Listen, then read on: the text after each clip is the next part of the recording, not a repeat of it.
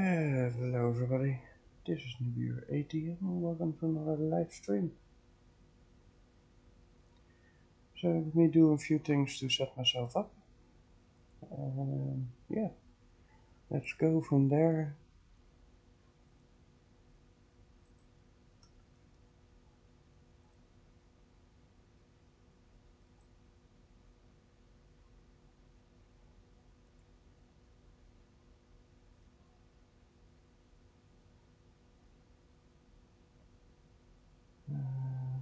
This is the last place, yes, and all ready to go. So let me join in a hot minute the Discord and then I will show you pretty much. I will also show you these because these are just standard. Everybody has them, and nothing special. Come on, submit, go there, submit, quit. Okay. So now we have done that, running the stream, and yeah.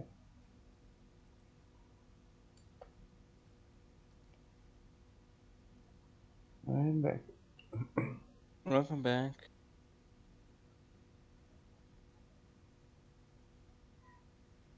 So, as usual, I got Discord on push to talk. And let's talk a little bit about today's stream, shall we? So, we already know I got a marble tanker. One of these is mine. The others I have access to, like everybody else. Because people can tank there. That brings us to the next thing. The Philios. It used to be on my station. It is now at the moon because it had to save someone, and well, we decided to leave it there. It was better. A few of the ships I will be very positive about, and a few, well, you will see and hear my opinion about them, and you can form your own around them. That being said, oh yeah, and this medium cargo is not mine. It's from another player that I just have access to. So I cannot spawn that one in because that is not mine to share. That being said, let's start. Well, let's start with the Triton had an update. Few, I think, Monday. Was it Monday? I don't even know. Yeah, this is funny. I got it and somehow the hinges said nope. So I'm not entirely sure what the deal is with that. But for those that don't know or have forgotten, there is a trick to this. Just click that one, unload the tool, reload it.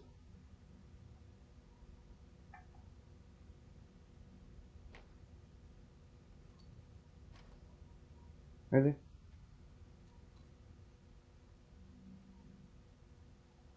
Why are you now not a nice boy? Are you not doing what you should be doing? Where did that other one go? Okay. Maybe they were too far away, it's possible. Shouldn't have been, but okay. Let's do it again. You.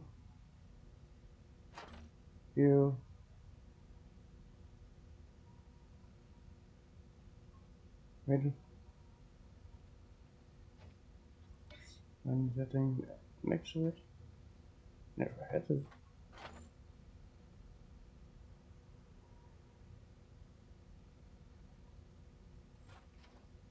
Okay, hold on.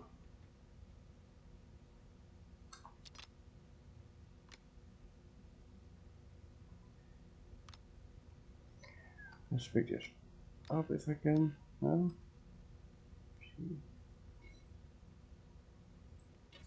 You should be there. You should be there. Can I now pick you up? More than 5 components. That is for the first time that I want to show something and it doesn't do what it is supposed to. Maybe also because of the item limit. I don't know. So let me do a small fix on that. And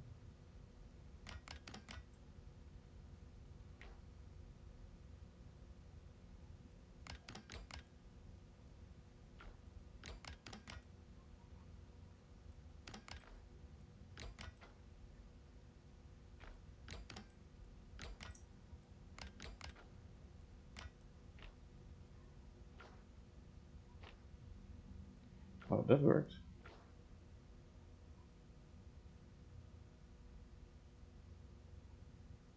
Sort of.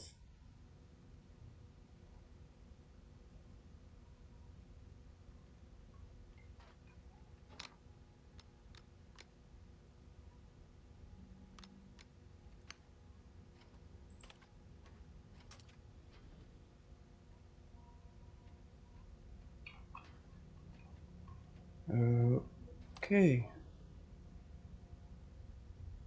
Oh, they're bolted now, so it is working again. So let's at least make sure that we show what has changed. Normally the ship didn't have this item on top, and they moved the logo to here because of that. Also, here are some little change. These buttons were never here. The off switch, the total off switch of the ship was never there. So let me turn off this and that.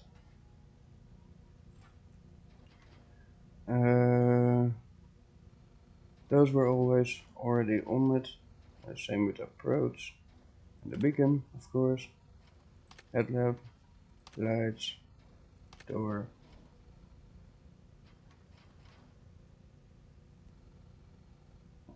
Cruise control go off. So yeah, other than just some of the basic functionalities where you now can turn off these fuel rods that are in the generators. Other than that, there's not really much of a change. But it is handy to have it, and well, I don't dislike it. It is just a small difference.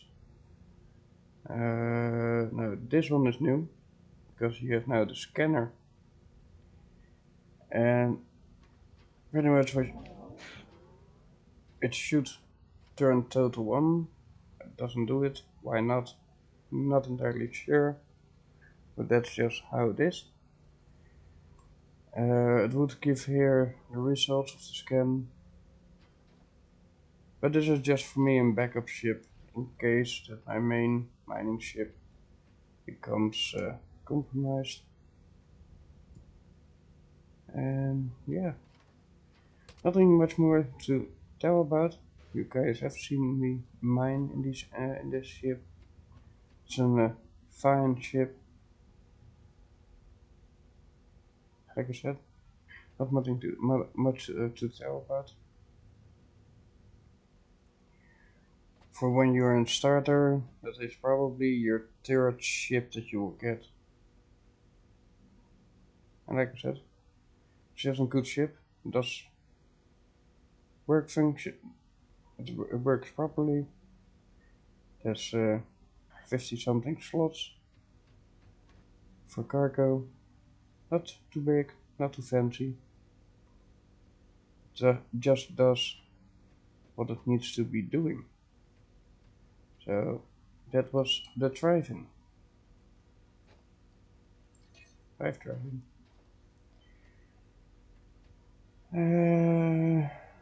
Well, let me do a quick talk about Buffalo. Also, Buffalo had an update. Nothing much fancy other than the fast warp, the fast travel core. Something that you need to keep in mind is that it sticks even more out, so try that if you have to hit asteroids, try to hit them on these parts. It will absorb most of the impact without damaging anything below it. They posted a script a while back where you could have these lasers go in a certain grid. That laser is not included in the grid, so even though you have now a third laser, this laser is not angled, splitting just straight forward. Doesn't meet up with those beams at 20 meters. Yeah, I'm pretty much not using that laser, but yeah. For the rest, it is pretty much the same as what you have seen me using during mining. Even my last trip, I already had this ship. There's a decent sized fuel tank, 40 million liter, should get you at least 800 kilometers away. Then you need to refuel or manually with the tank that you see there, or with a fuel red if you guys have one in the company. And for the rest, good ship. Maybe not a starter ship, but pretty much if you're, I think, playing a month, you should be able to afford this. Maybe earlier, depending on how fast you are in making money. So yeah, certain worth the money. I had a lot of collisions with it, and so far it's still in good working order, easy to fix, as long as you have magnesium. So yeah, not much more to tell about it. Workbenches I placed on myself just because I could. Makes life a little bit easier if you want to do some of your crafting points. I added extra of these guys on it, normally also on the roof and on the bottom, but I used them last time that I was mining. And not much more to say about it. Just good, decent ship. No complaining there.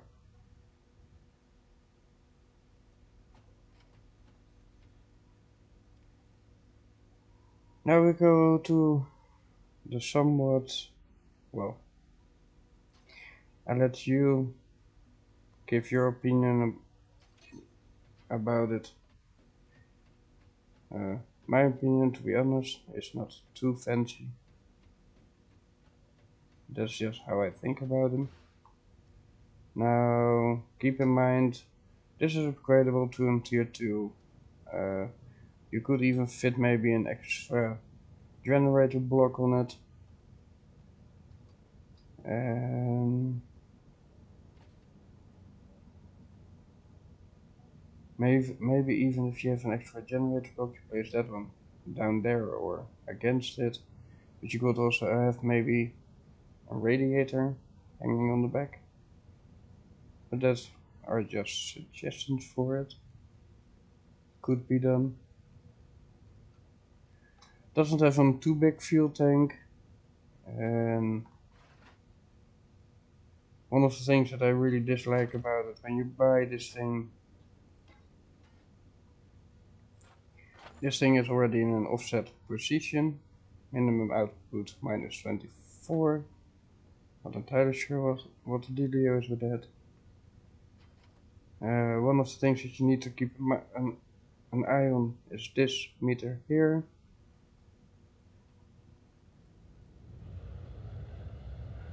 They said it is a long-range scout. Well,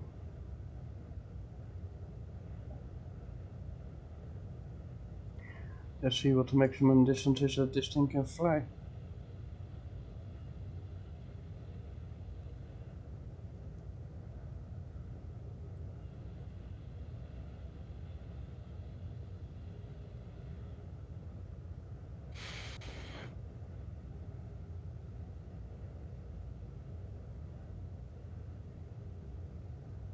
Also fun how it stays non-stop full until it is empty.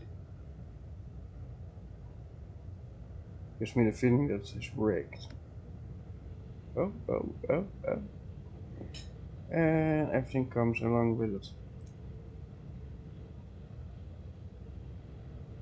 Yeah. The fact that the lever is not manual, but comes back when you push it back. And button that I don't know what the functionality of that thing is. A battery that says with 700, oh, I'm full. So you think you can go again, but you can't. Because then it's just the same shit, but a few seconds later. Yeah. It doesn't cost much, but it is for the distance that it allows you to fly. Also not worth it. It's a pretty shitty ship, if I say so myself. I'm not complaining that often, but and this is really something that I and a lot of others agree on this topic. And I've spoken with multiple people from multiple companies about this.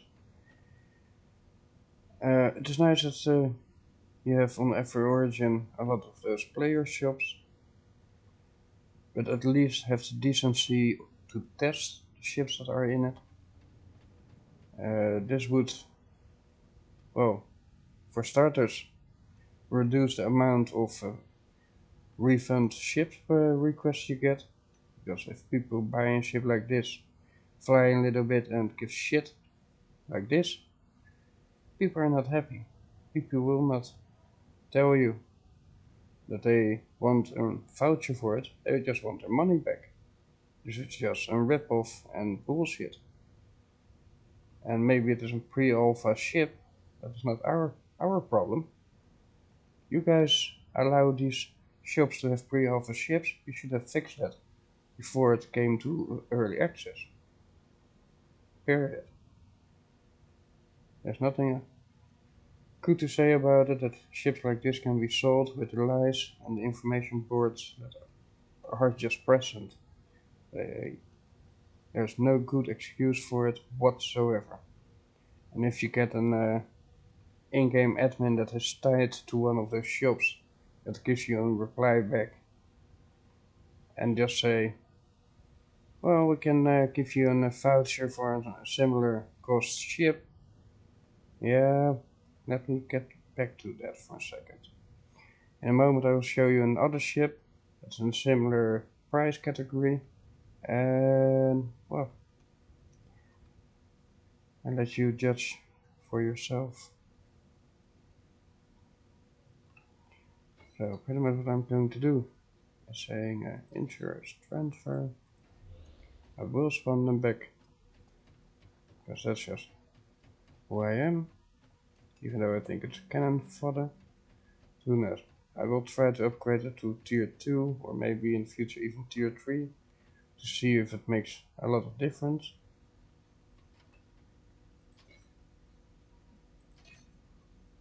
Come back. So shit. Okay, this is a ship, same type of price category.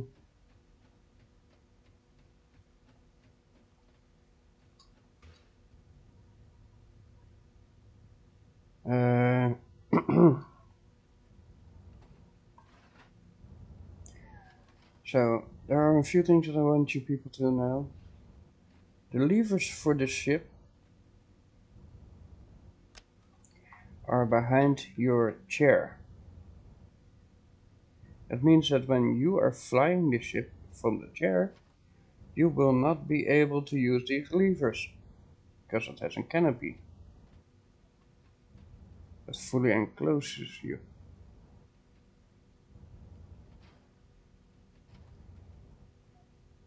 There's a lot of thrusters on it, but, and here comes the shocker. Let's close this canopy. And of this so that I can read some stuff. H50, 800. I think that is for hoovering, because this ship should be able to hoover on the moon. What was this? Yeah, comes I think with the hoover mode.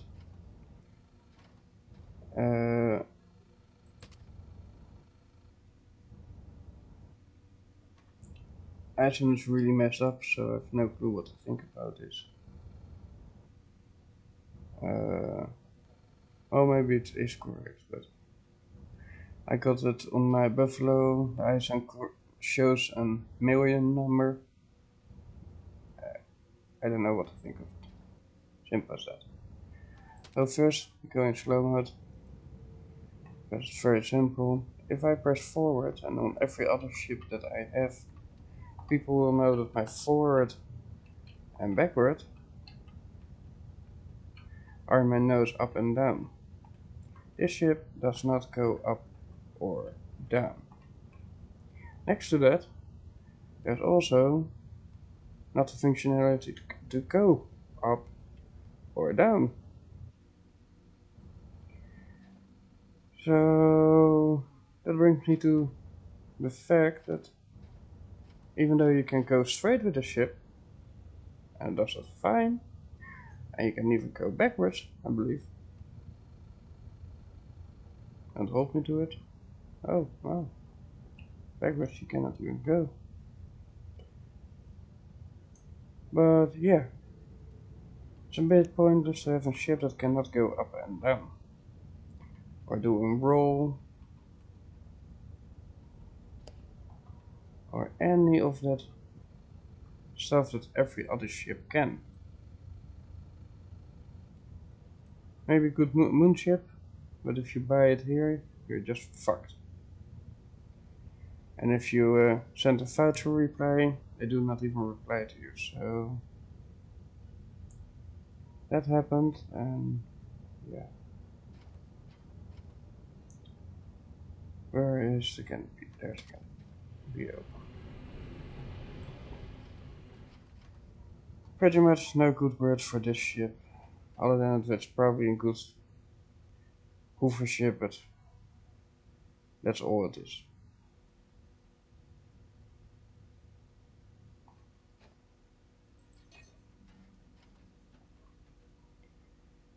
Now the next ship, even though it is not perfect when you buy it, by no means. However,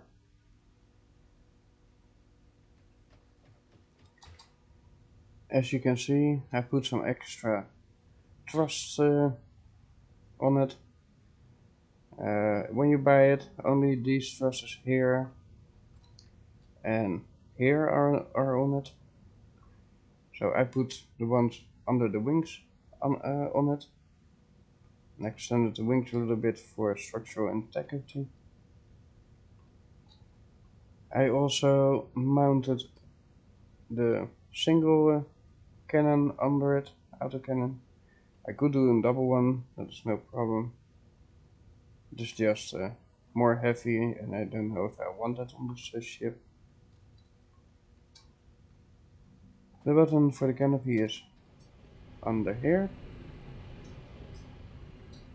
It's the same makers as the makers of the Drive-In.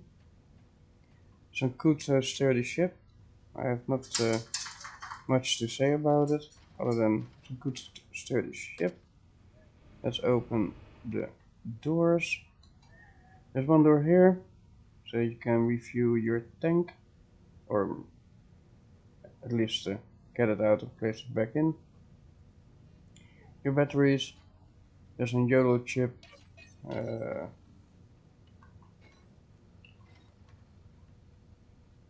Leave that be.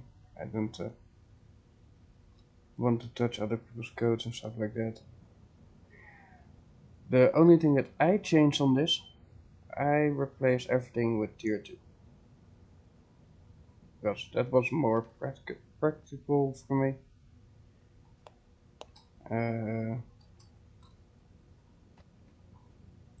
You have to do some refiguring. This thing normally is placed elsewhere, but well, I decided it's better to have it there. I didn't even know that the other side also opened. Learned something today. For flying, to be honest, it's an maintains. Go close, canopy, close up. I believe I changed this one to the fire button.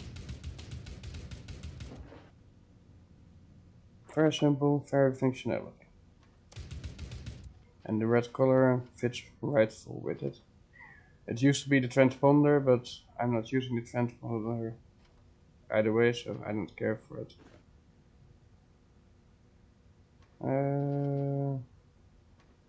Cruise, turtle, lights.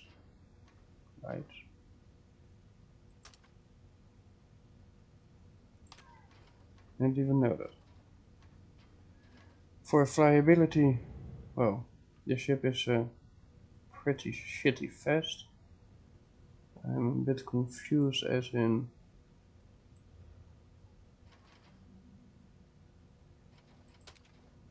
why it is doing that, because last time everything was just functioning normally.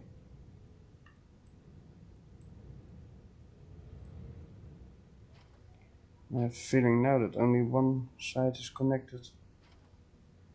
Okay, well, I have to recheck that, because then there's something in the back wrong. But this didn't used to be, so it flies pretty straightforward. It flies 150 meters a second. Just keep in mind, the cannon is more for defense or for a preemptive strike, not so much for a real gunfight with a real fighter.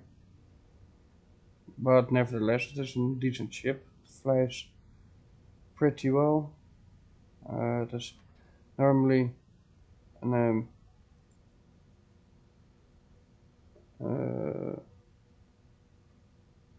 million fuel in it, so you can fly for a bit before you have to refuel.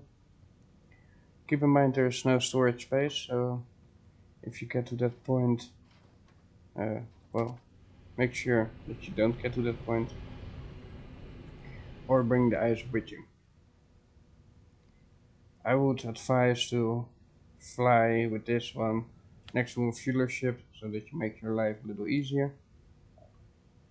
But that's a choice people have to make for themselves. I also noticed that I need to replace... Oh, this one is still here. Okay. But yeah, I have to figure out why things were not working. I'll do that mostly off cam. Just curious to see if I can see it right now, otherwise that will be something for the next time. Because this ship normally was working, and it's a pretty decent ship for that. I was pretty happy about it, to say at least.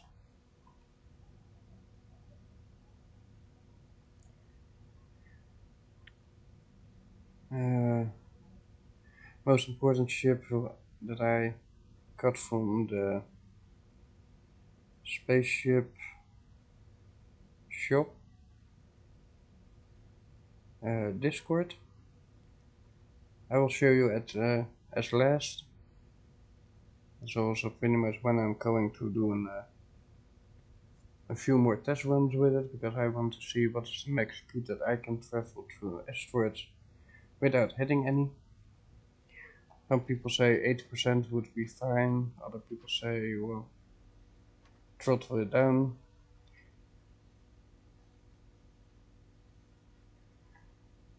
Okay, so let's see. Shit.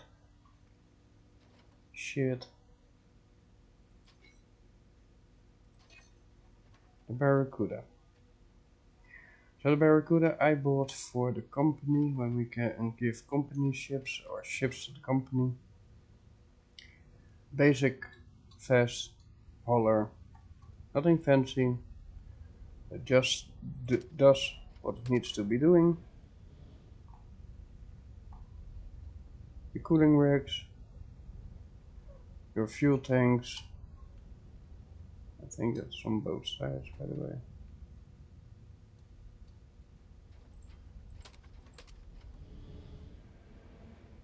Cooling rack, fuel tanks.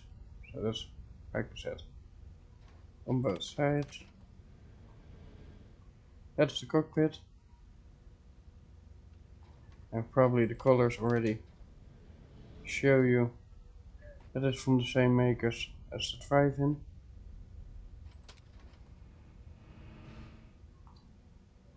That's how it opens. All levers are there.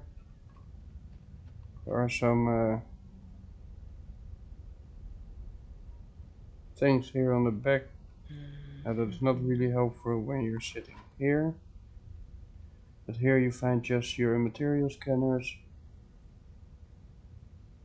auto scan, manual scan, cruise and turtle mode, GPS, lamps on, lamps off, some of your YOLO rack chips. I'm not going to show those on the stream. Your basic information that you need, and some extra options if you want to add later on. Here it gives you a statue about your fuel, about your fuel rods, your propellant, and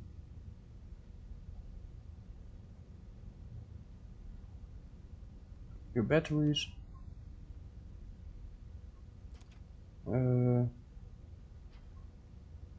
GPS, you can just turn it off. It's for people that are in streamer mode. Pretty darn handy,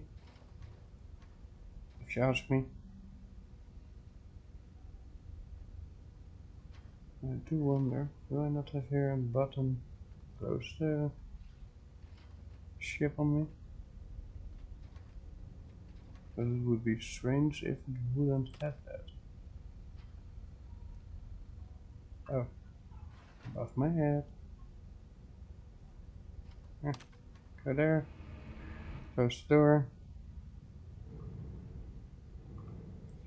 Just for starters, in the company, a ship that they can borrow when their own ship crashed for whatever reason. They can salvage the content of it if they still can find it back, or they just simply go mine here in the asteroid belt or wherever. Just a decent ship, flies well, you have good visibility. Yeah, I pretty much I have nothing to say about this. I'm just happy with it. Does what it's supposed to be doing. What else can you say about a ship that is just functioning as the shop tells it would function? Just make sure that if you buy a ship from the shop that you really read what the shop has to say about it. And guesstimate for yourself if that can be true or not. If you cannot figure it out in the shop.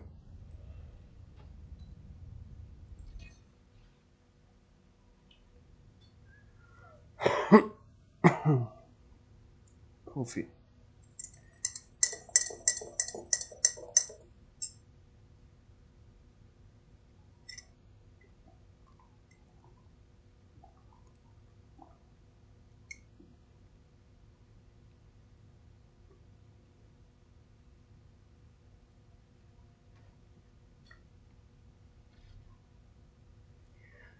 turning around.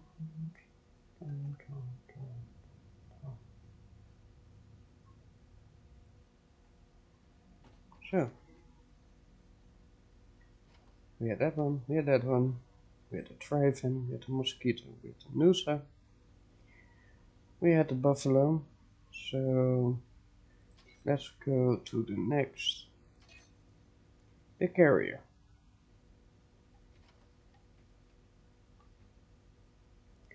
So the Carrier is one of the admin ships, one of the ships that you can just build yourself or buy yourself from the shop if you so desire.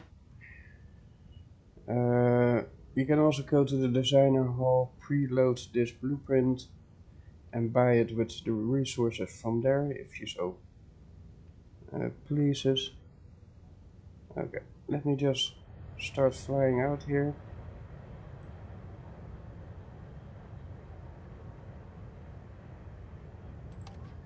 Let me turn that one off.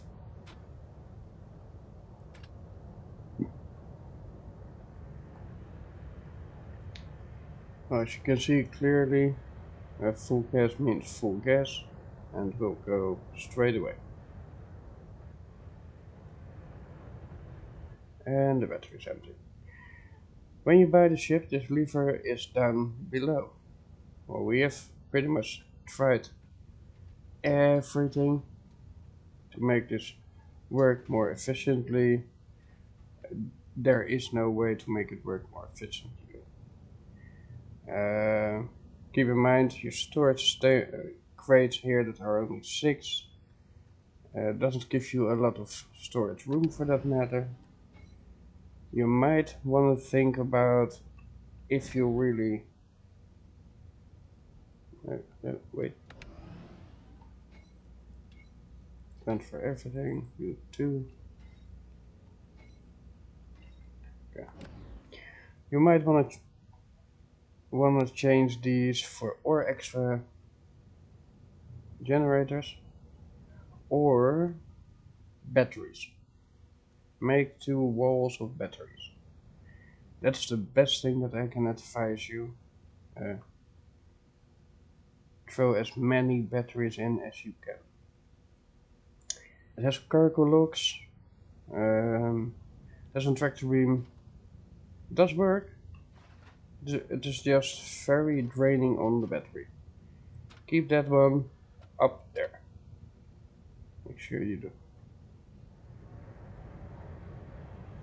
Because that keeps the battery in the long run.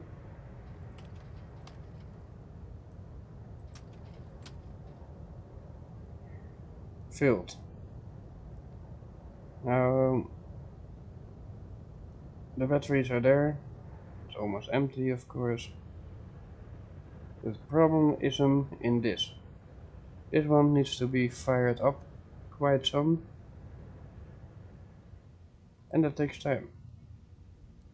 There is nothing to say about other than that takes time. It's not instant. If you put that to the max, let that come up until it will power the battery for what it is. That being said, I think you should use this ship in combination with the Carrier. The Carrier I will show, or no, with the Mastodon. I will show that ship in a moment. And that ship is really a multiplayer ship, simple as that. If you only use it to recover other people's ships and parts and stuff like that, then you might not need it. If you want to do what I'm doing now, collecting an asteroid, flying back, I should see if I can find asteroids that are closer by. I'm not going to fly 50 kilometers for an asteroid. I refuse. And that's most of the time what you end up doing.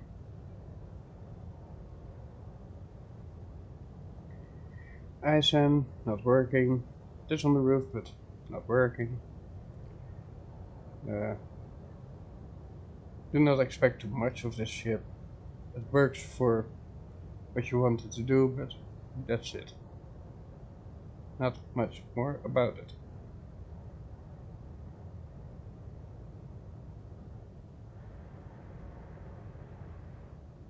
7 kilometers away.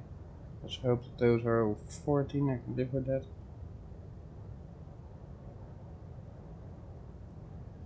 Those are stuck at 33. Not really sure what the dealio is with that. Some people say it's because you have too much generators up and running. Well, I really hope that that is not the case, because if that is the case, we have a real problem. But I will keep this one up because in the end I believe we need to anyways. So let them just build up the fuel rate limits.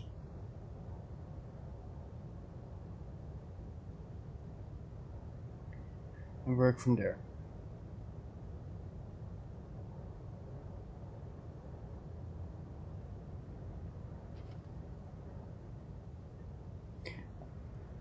Only thing that I have to say, just get more batteries.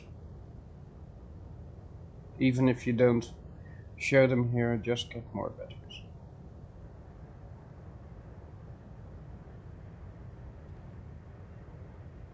Easy to replace fuel tanks, so if you can craft them, that could be a way. In that case you could throw in ice in those containers, but like I said before, I think this is a ship that you should not just take on a mining trip unless you're with the Mastodon. Simple as that, not much more to say about.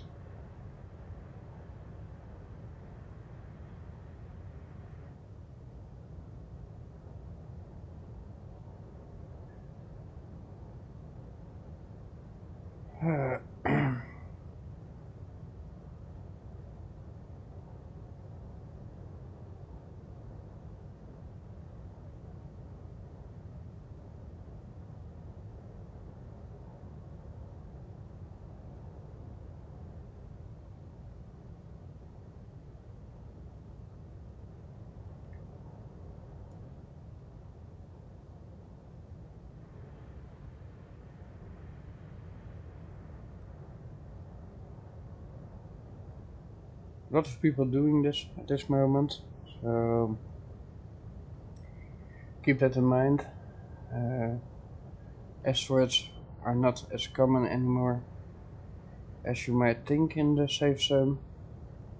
That probably also destroys the fun factor for new players. They are forced to go directly into PvP zone because there's nothing for them to do in the normal safe zones anymore. It would be nice that if there was a sort of leveling system and that after a certain level you no longer can mine in a safe zone, because then you could have prevented this.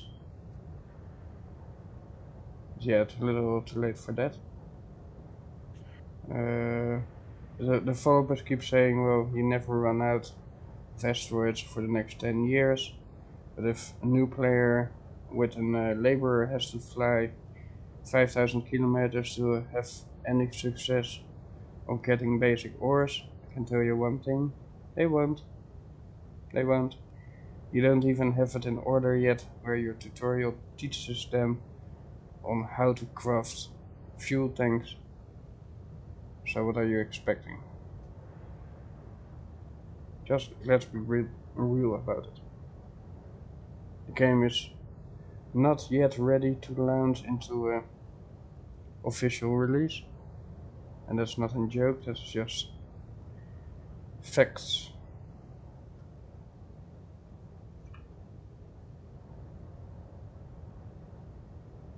Getting a bit tired of so-called asteroids that are not there. If they are not there, don't show them. People will fly there just to see all those black pixels disappear in front of their eyes, and they have not passed a single asteroid. Makes no sense whatsoever. People don't need false hopes.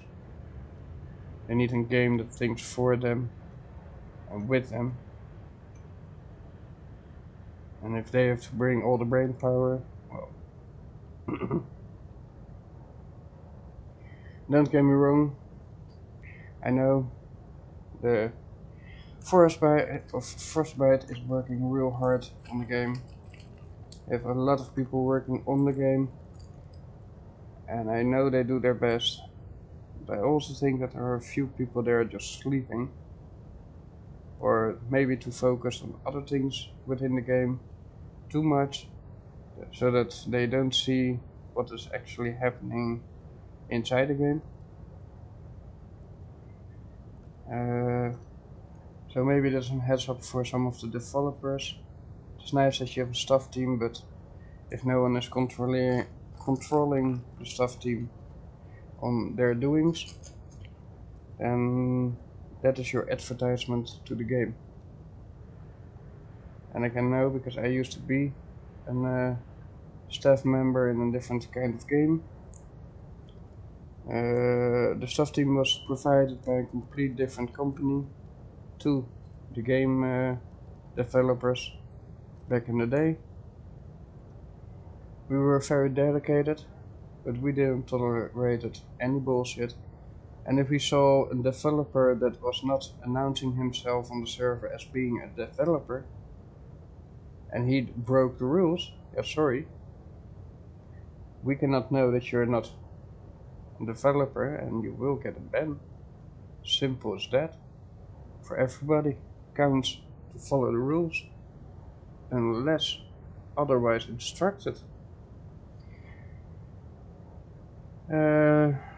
So I know from experience that there is often no or a lack of communication between staff teams and developers. Make sure that it is in order. It benefits the game in the long run. It will help a lot of people out if you do that. Yeah, I'm a bit done hunting for evasive asteroids that are not there.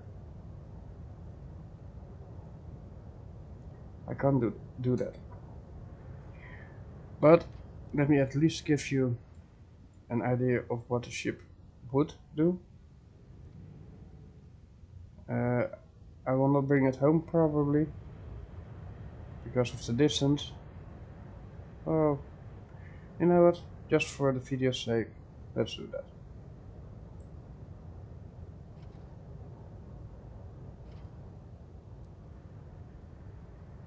Then you can also judge for yourself if you like the ship or not.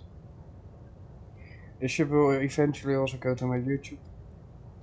I'm a bigger YouTuber than I am a streamer on Twitch.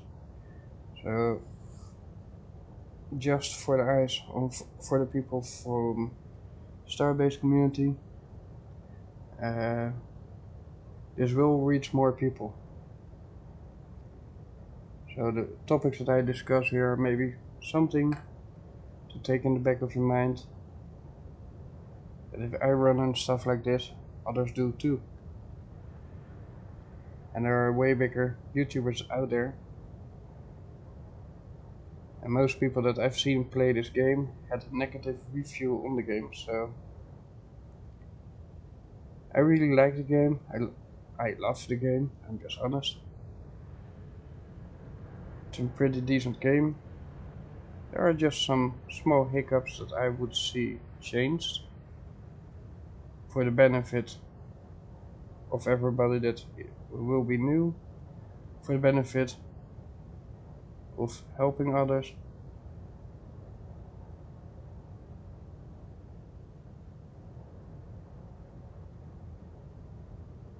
But yeah, this is just one of those small details that I think, yeah, come on. Why do I have to tell you? Couldn't you have figured this out for yourself? The game is in development for what, 5 years? So it cannot be that I just noticed this in the last 2 weeks and that you guys never had thought about it before.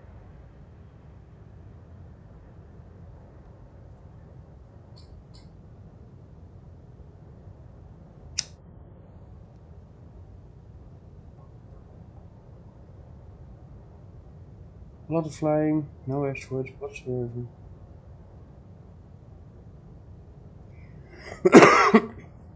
Also, a thing that is really frustrating.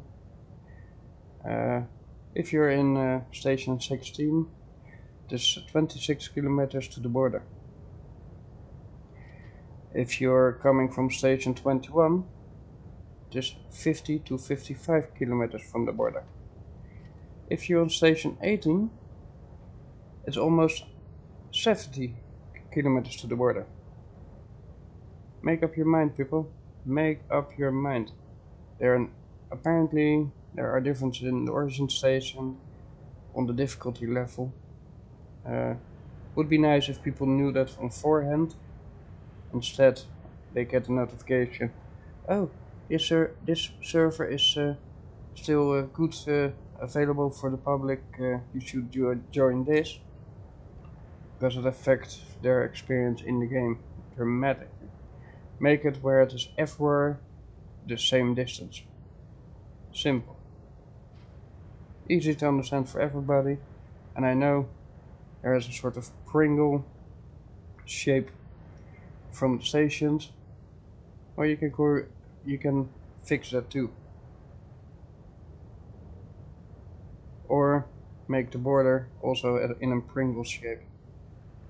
So that everybody will have the same experience and the same ease of playing. And it's true enough, if I go from 16 all the way to where my station is, that's 83 kilometers of safe zone, but it's diagonal. Oh, I see asteroids. I'm not going to be picky this time, it took me long enough to find some.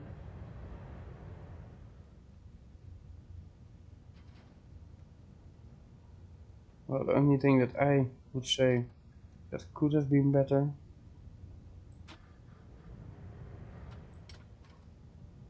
on this ship was to have a lever that comes back automatically instead of me having to scroll down. But other than that, the button here on the top, it's for the tractor beam to go on. Aim it.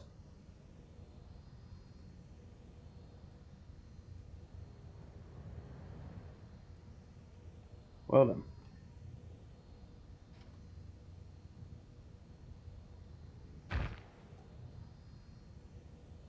Have to give it a little push. Keep in mind this is just Arcanium, that is not Cherodium or any of the other luxury resources. Jesus Christ. There is no half gas in this ship. That's the only downside of this ship. No half gas. Irritating, but whatever.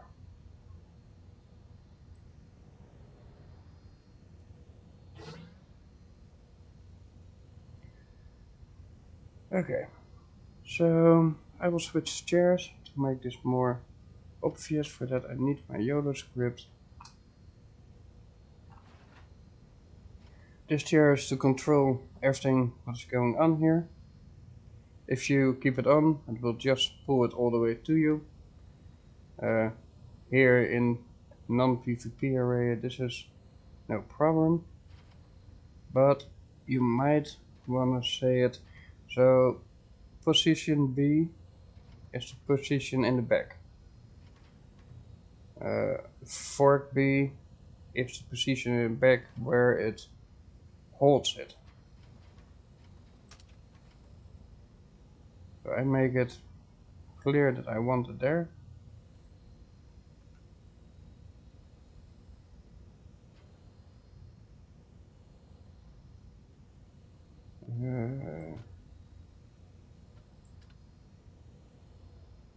I will do this. I also will go to load mode. As you can see, it pulls it all around.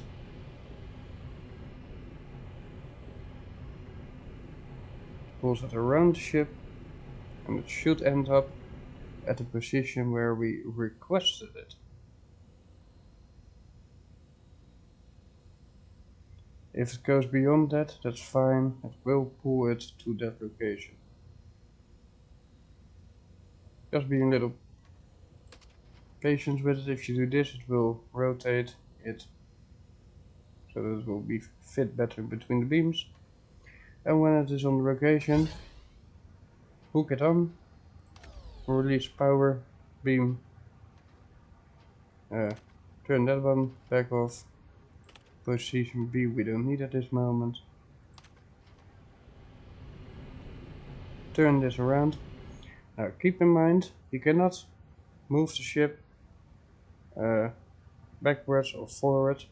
However, when you're in this loading phase, you might have to realign the backside of the ship compared to the asteroid. You are capable of doing that by just maneuvering the ship in the right position.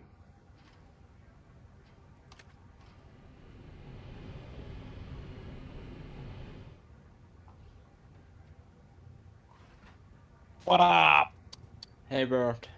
What How goes? So, Station 16.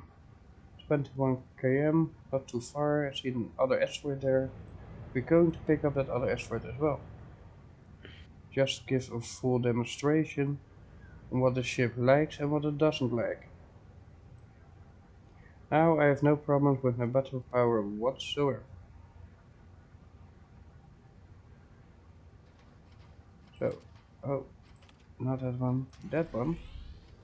And I want to position the other position.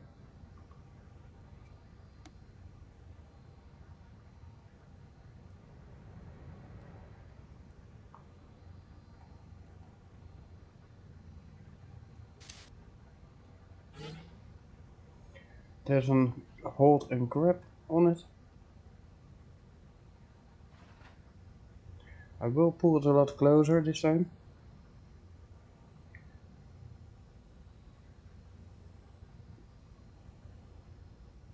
And I will also show you a nice other trick that I think is most welcome when you do this. It holds it where it needs to be holded, and it pulls it with you when you're going to the final position.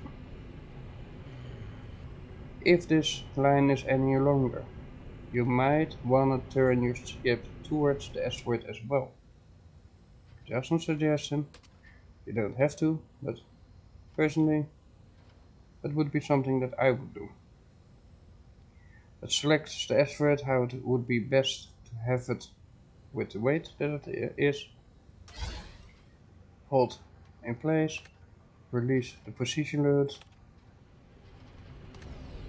tractor beam off, torque off.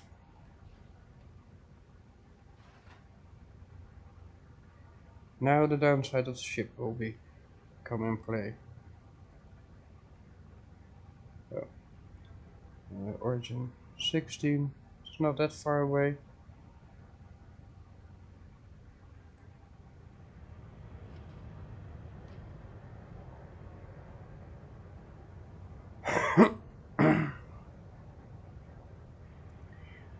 Now for here, where we are, this works fine in the non-PvP zone. In the PvP zone, if you hit anything or your cargo hold loses grip on them, expect your ship to be total loss. That's just how fragile it is.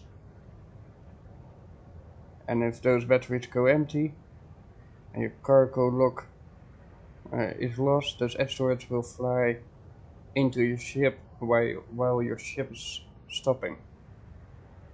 So that's pretty much this all will be gone. Everything that you see here will be gone. There's no more fixing the ship from that point. and therefore I would advise against outside safe zone, and to use it in combination with the Mesodome. Because if I had now the Mesodome, I could fly the ship into the Mesodome, park those asteroids inside the Mesodome on the right locations, go back out, find more, place them back in the Mesodome, do that over and over until the Mesodome is full, and then just let the Mesodome deal with the cargo. But that is my personal opinion about how this ship works. Simple as that.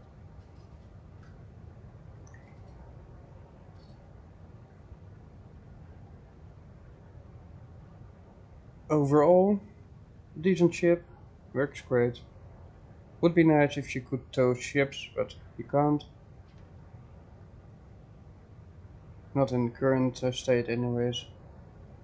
I understand that you may be not allowed to tow other vehicles, but it would be nice if you can at least tow company ships in case of need. And the same counts for the Macedon. Would be nice if it at least could cargo haul friendly ships.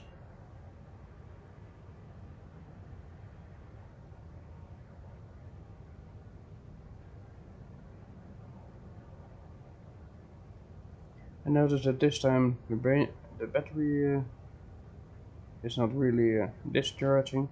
Last time I was flying with it, I had bigger asteroids inside it, and I had a real hard time with that. So it might be that the size matters.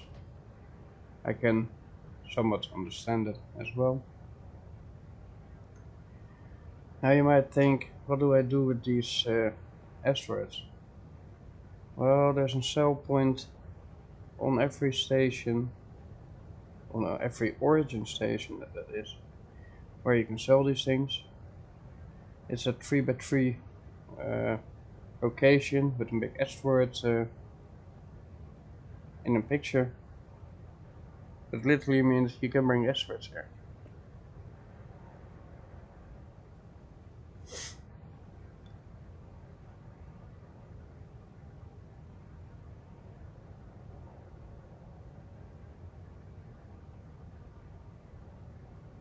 But let me first go there, and it's pretty nice, that black square that you see there. I'm pretty much heading for it anyways. Landing the ship is a lot easier than the Macedon, just to be fair, because of your limited sight underneath you in the Macedon.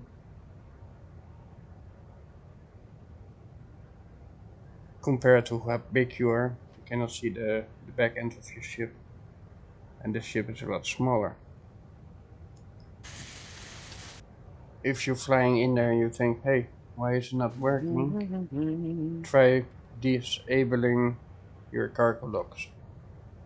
Because as long as those are turned on, that station cannot pick them out of your cargo locks.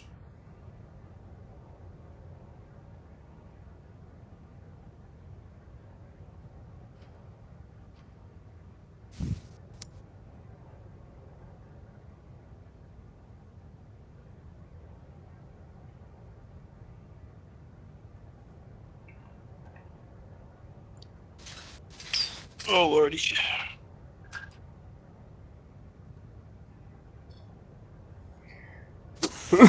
Most of my company members are currently building ships, stuff like that.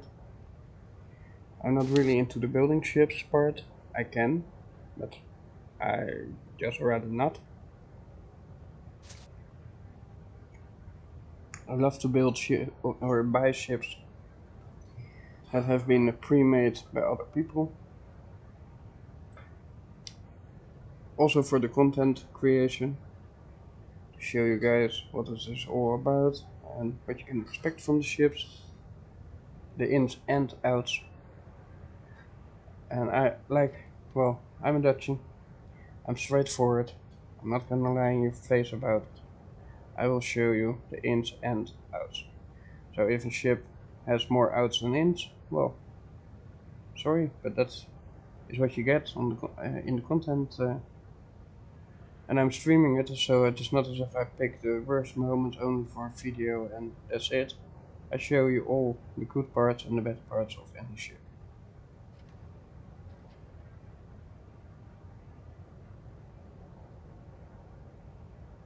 And about most ships I don't have anything to complain.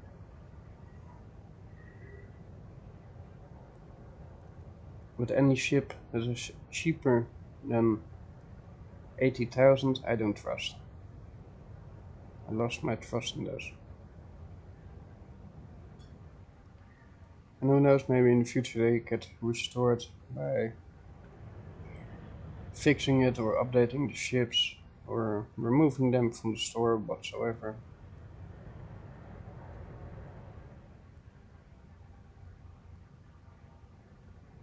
So let me just line myself up already. Like I said, there's a pretty decent view downstairs. I will go a little bit further forward. Brake.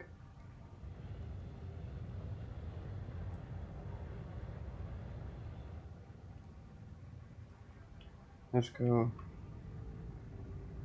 at least above one of those rows. Make sure that we're a little bit more level, because it comes in play with going down.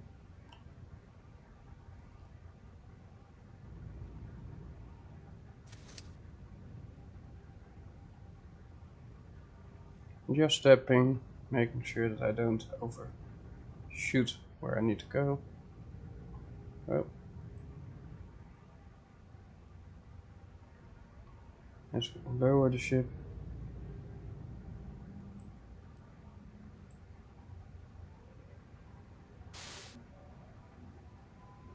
And this should be close to where I want to be.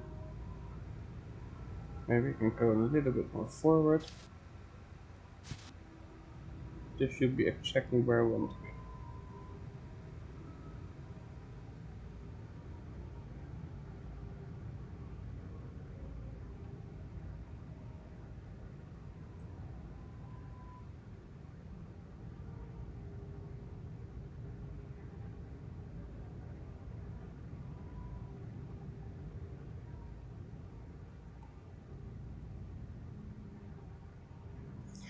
Inside this box, you're already pretty much are ready to go. For content's sake, I will.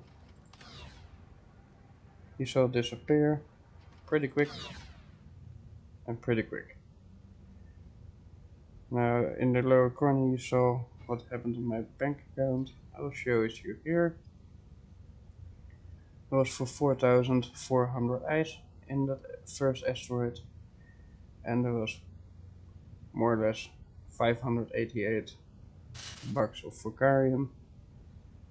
Same thing here with the Bestium and the Valkite. If you have bigger asteroids, you make more money. Simple as that. But that is the point where the power drainage of the ship comes in. You really need to keep that in mind. Therefore, I would suggest this ship to be in best use just in combination with the Mastodon.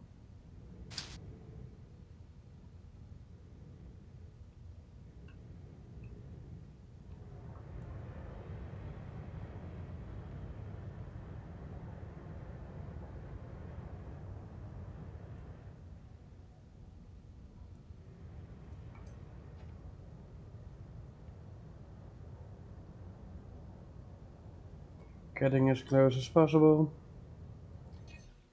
and storing the ship.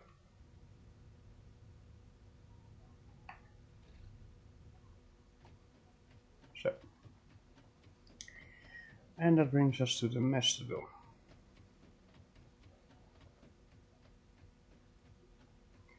I will share the Mastodon straight up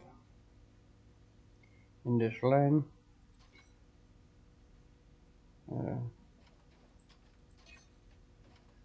Mastodon so far, pretty good ship, not much to complain about. I got at this moment something else stored inside of it. That might now give a little bit of issues. Oh, I'm not sure what happened with that part what was inside, but okay. That got lost. So a good thing to know, when you store the ship, make sure there is nothing inside anymore, because that will be gone. Bit sad about it, because it were 172 containers. Okay, well then, now we know. So first let's fly up.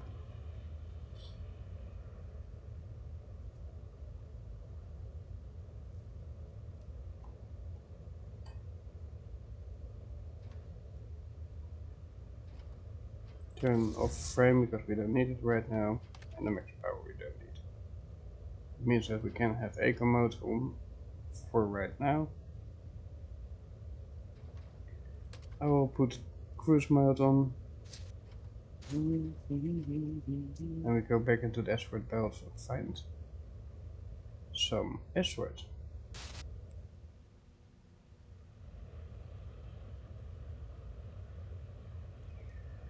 These things on the top, don't care for them. They were from before the time of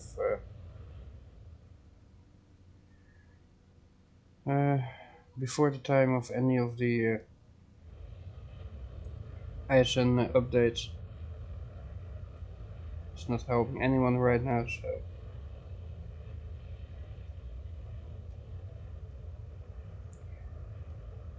keep in mind it can take a hot minute for us to find any good asteroids, but well.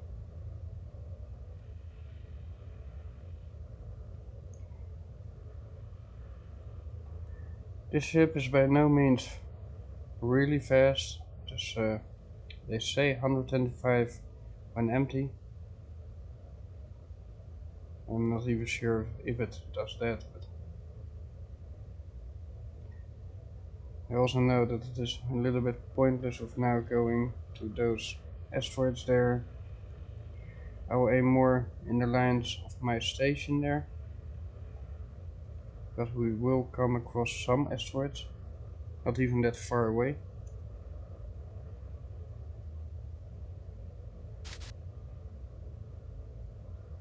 The moment I see something, I will do something with it.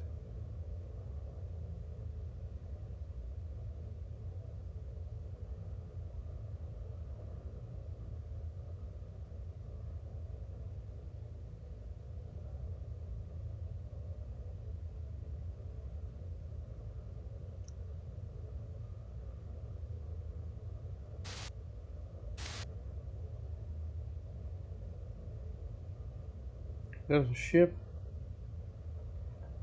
We come across another ship in a hot minute.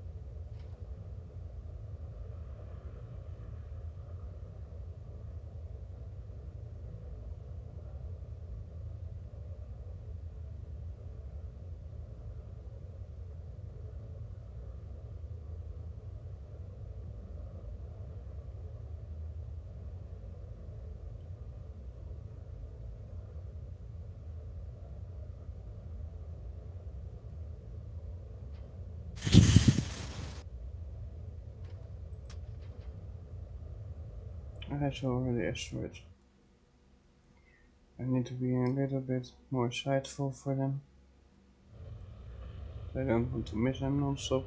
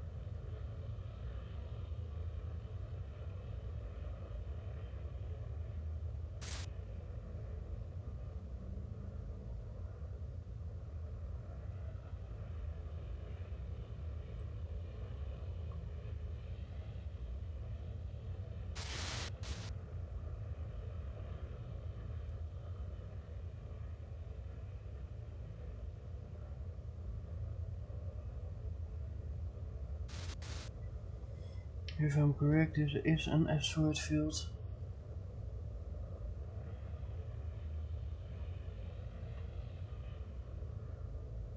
That one I had is one too, I believe. It was both the times that, well, with the next ship, or the ship after that, you will see I do a lot of running through the asteroid field, finding asteroid fields.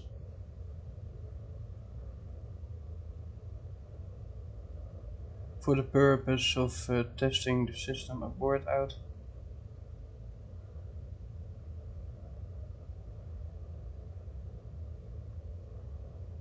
Why am I going so frickin' slow?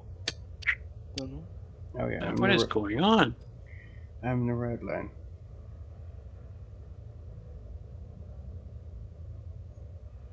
But I passed that one when I was going with the last run back, and I avoided quite some asteroids.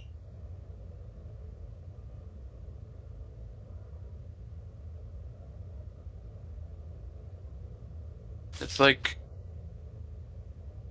it's turning on my fucking backwards thruster at the same time as my front thrusters. I'm not going anywhere. Oh. What is going on with this? What are you doing? Interesting. How can I change that? I can take this off. Cruise off, because we don't need it. No. The only thing that I need is to have this piece go inside.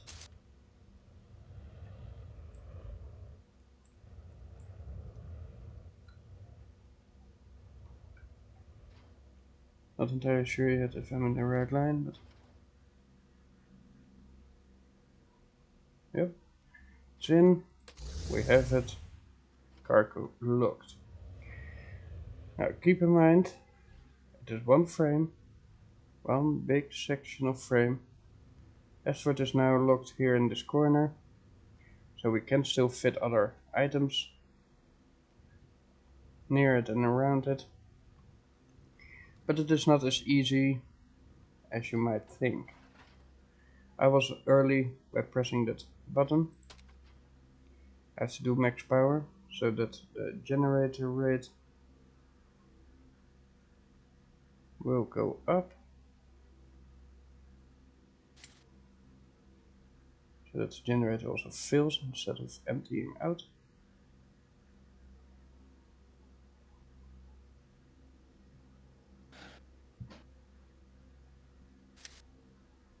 What's going on now? Yeah. Maybe we can find another one while we're here.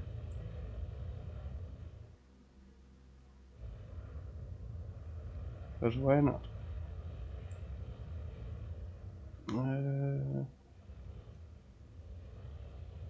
Let's try continuing to that direction. Most chances of rangefinders turn off.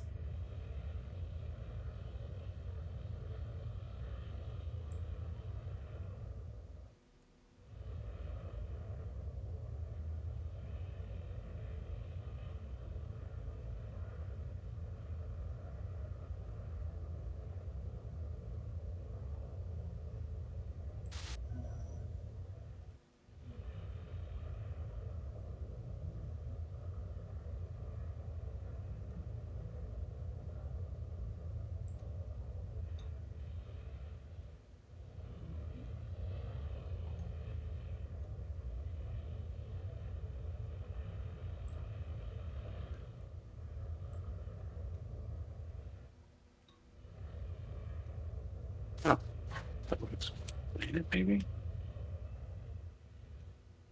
Oh, Specks of dust that are just that. Speck of dust.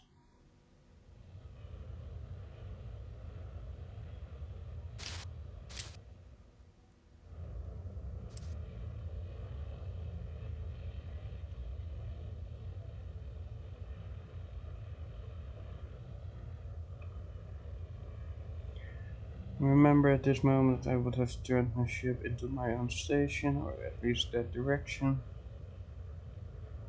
none of these firing now. Aha! That's the problem.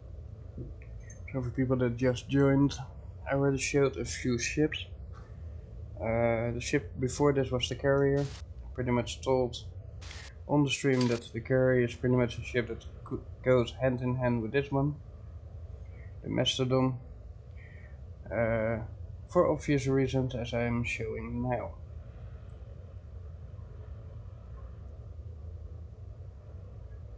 Where this ship has a big cargo bay and can hold a lot of asteroids, the carrier can only hold 2, but the carrier is able to precisely park them within its own boundaries, and therefore also be able to park it inside this ship on a good location.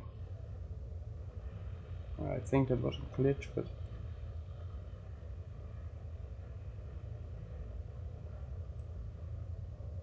of course it was a glitch.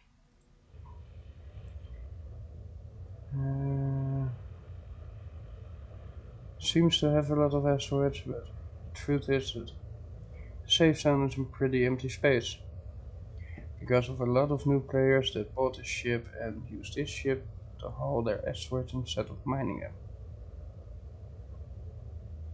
I know a few people that, well, unless it is needed, but otherwise they don't even leave the safe zone. Makes you wonder. How will you ever get good stuff?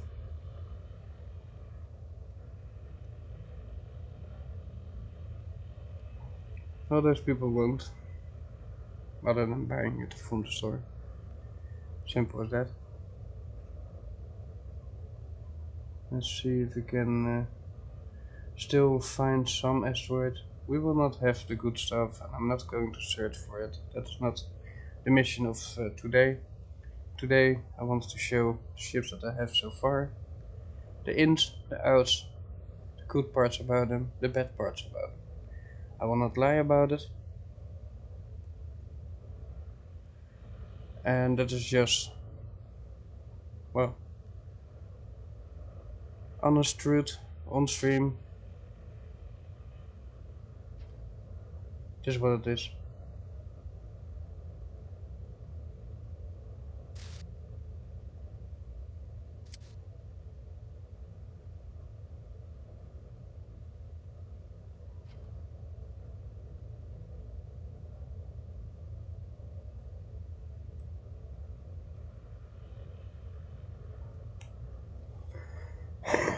And yes, corrosion comes in all kinds of sizes. But I've been searching for 3 days just to find on tier 9 and just accepted it for being what it was.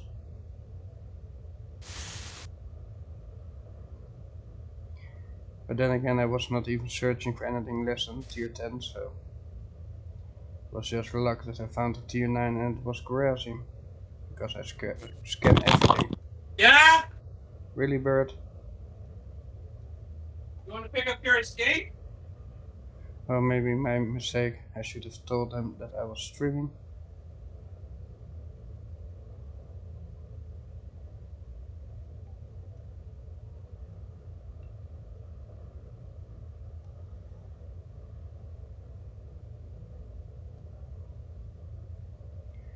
People need to learn that 100k and 100 km is not the same.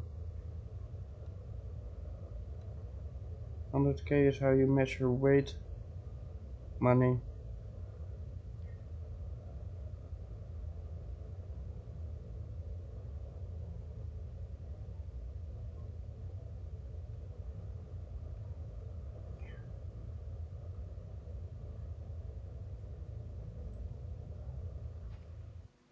Let me answer that for a second.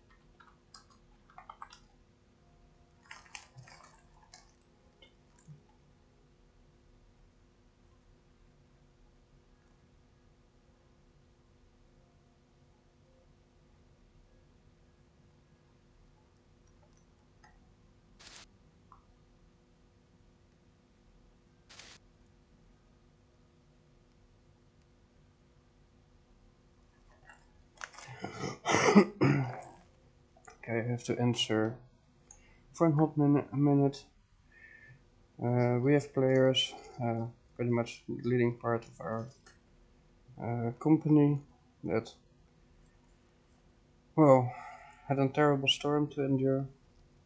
For people from the Americas, you know exactly what storm I'm talking about. And they come from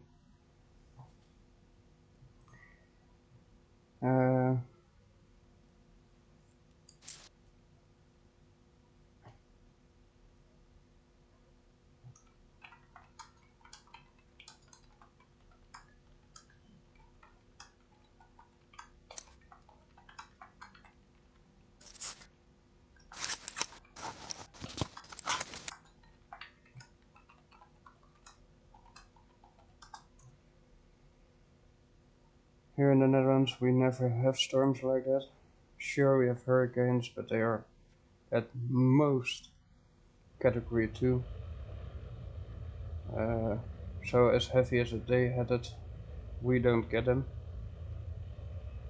It took out a lot of the electricity, internet, all kinds of stuff like that. I will just pick this one up and be done with it. 2 pieces. Normally I would try to get a somewhat bigger version. Just give more up to date. Come on. It's time to stop the sliding.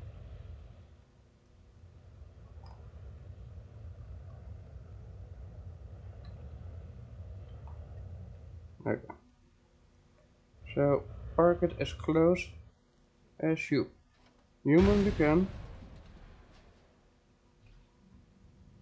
Well, that was interesting. Because I've never seen it go in unless. And it's way too far to the back, so interesting. Because I didn't think that I was going that hard. Let's go a little back. Hello, hello. Yo. Can y'all hear me? Yo. Yeah. Hello. I'm on my phone right now. So, Nib, what were you talking about those blueprints being updated? Like, So, for instance, you have also in Buffalo. Buffalo had also an update. If you now use your U tool on your arm, and you go to where you normally can do magnet mode or durability mode, it would also show you the blueprint in blue about your ship. If you miss a piece, you can fix that straight there and then. Okay. But if you have an updated version of your ship, because they added something to it, then now in that blueprint it will show what they added. Okay. Also, if they added extra YOLO chips, they will appear in the blue in the YOLO rack. And you just use your repair tool and it will be there. If that doesn't work properly, you can always ask for a voucher for a new version of the ship. Yeah. I mean, I know they're not going to give me a voucher because, like, the first day I got the ship, I bought it straight from the vintage guy, Muttley. He's the one that sells all the ships for them, and he wound up spawning the ship for me, and I didn't check out the lasers, and I went flying out, and I went to go show John how the lasers worked. And the whole left side laser array was pointing into the back of the front laser and tore it off and tore, like, bit of, like, the underside of the front of my ship off. So I went to go try to get a voucher, and they're like, can't give you a voucher this. You're going to have to go to the person you bought it from and see if they can fix it or whatever. And I was like, fuck that. Because I already told Muttley, and he was like, yeah, I can't do nothing for you. So that's the only thing I'm worried about, is because it was like he had already modified it, because in the vintage shop, it requires Zalium and shit. So it's already like an updated ship that would be able to be like built right now. But that's the only thing I'm worried about. Well, you can at least check. Oh yeah, definitely. What has been changed, if at all. For the Buffalo, there's an extra mining laser. But then again, if you use that script with where it goes left and right and up, it is not meant for 3 mining lasers. So. Yeah. But it does come with a spare fuel tank behind your chair that you can use to refuel your ship. Yeah, that is nice. I'm definitely going to do that when I get back onto my Buffalo. I mean, I'm planning on turning that Buffalo into like a company mining ship. That way people can use it out there in the, like, deep in the belt and shit. Just keep it out there. But yeah, that's good to know. I can't wait to get internet back, because we are anxious to get back on Starbase, man. No doubt. Oh yeah. No doubt, man. Yeah. All right. Well, I'm gonna hang up here. I gotta fuck with this van. Copy that, man. Take it See easy, you guys. soon. Ciao. Yeah. As you can see, It's a little bit of working to get it done. Wow, this They fucking are in. piece of shit. Urgh. If we did this with the carrier, What do I do now? it could just simply fly in. Everything.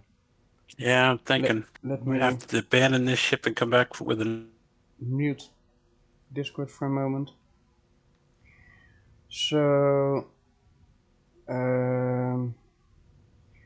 with the carrier you fly in, you place it wherever you want to place it within this blue construction. Make sure it is not too high, make sure it is not too low, make sure it doesn't go beyond 0.6. There's also a cross here to tell you not to place it there. So till this point you can do it. After this point, rather not. Well, originally I think it had light. No clue what happened there, but the ship, when you buy it, doesn't come with it. You have enough room, as you can see. I hear some people who haul big asteroids with it, that 6 was their limit. That might be also with the power generation and the holding of this shield or frame. But the two next to each other, it has no problems whatsoever with it. And they're small, right? So I will aim back towards where I believe station 16 would be. I don't see anything, but well, let's at least go that way. Another thing that I personally would change about the ship are the thrusters. They're all tier 1. I would make them tier 2. I also would change the backside where all the fuel tanks are and where the generators are. I would make it more covered, just to be more safe. With some armor plating maybe even. And also tier 2 generators. Now it's all tier 1. Well, it is what it is. It works, and I can see people make a lot of money with a ship like this. Even if you just have to haul materials from a station to another station, this could be the way. You throw everything in here, cargo lock it, fly to the station, to origin and sell it there. But yeah, that are just options.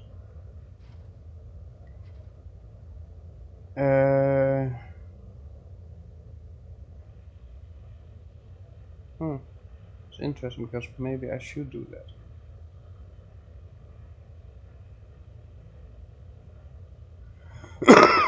because there's still a lot of stuff in my station that, yeah, well, I will never use to build a station. I just used it to get crafting points instead of, or research point. Because you get pretty shitloads for certain parts that you make for your station. And it's easier than crafting hundreds of batteries for a little bit of red material. But also that is for everyone to decide for themselves. Oh, you know what? I'm here. I see that there is an asteroid there. I saw an asteroid down below. I can simply not let it go. Simple as that.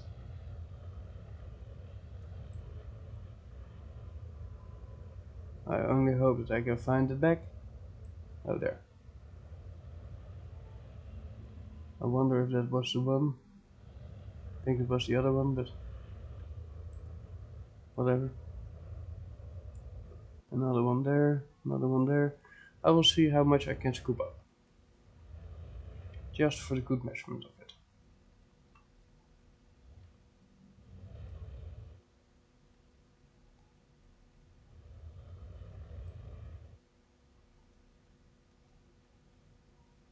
I'm going pretty head on for it. My idea is I can always dodge it on the last moment or let it just hit me, fold underneath me and then frame it. Plus the other ones are already stuck, even though if this doesn't get stuck into it, the others are held by it, so you can better position where you want it to be. But that's all optional.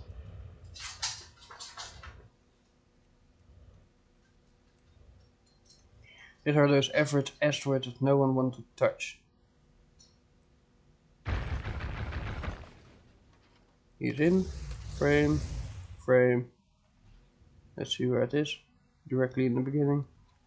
Good thing. Next.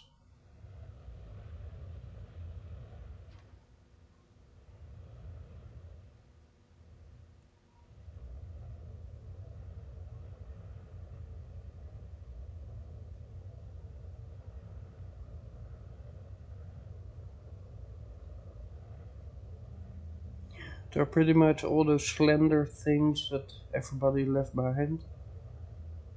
That is all good by me. I don't give a shit.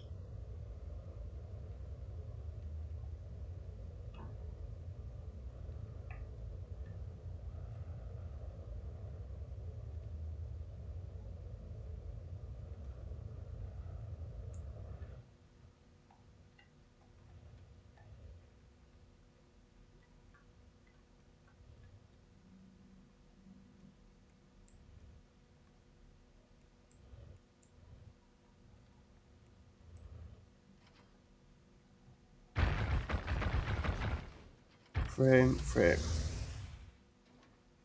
Next. Let's see how much we can pick up.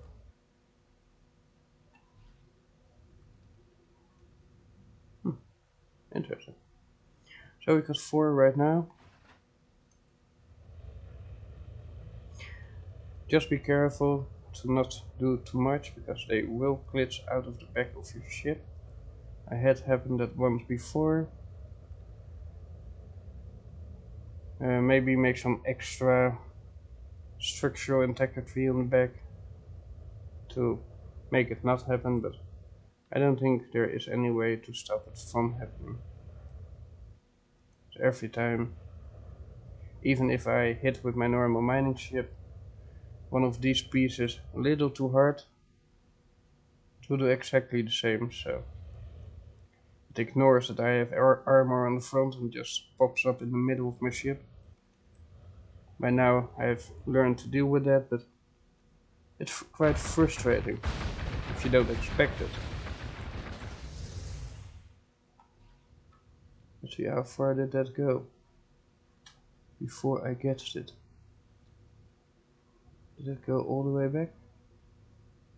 Or did it even go out of the back? It should have been catched.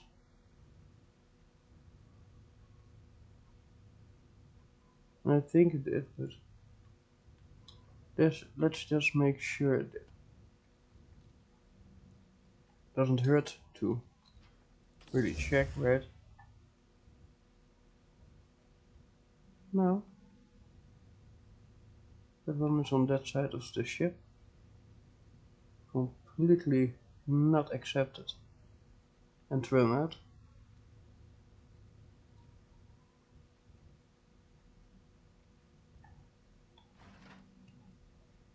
So frame this for now. Hit it backwards.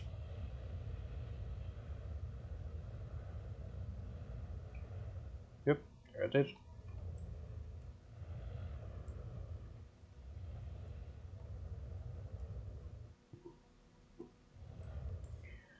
Let's just approach this a little slower.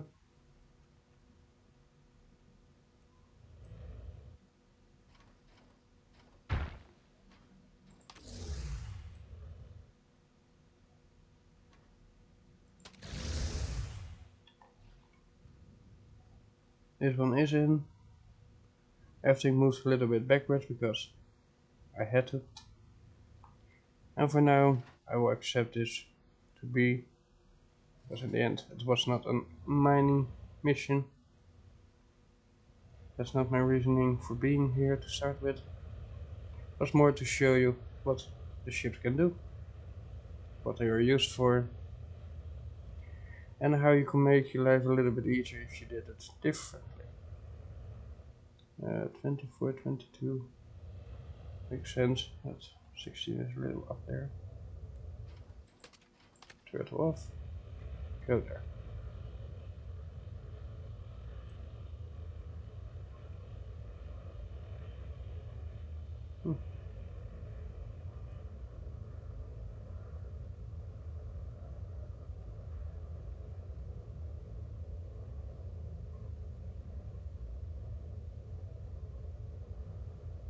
First I don't find any, and then they appear everywhere.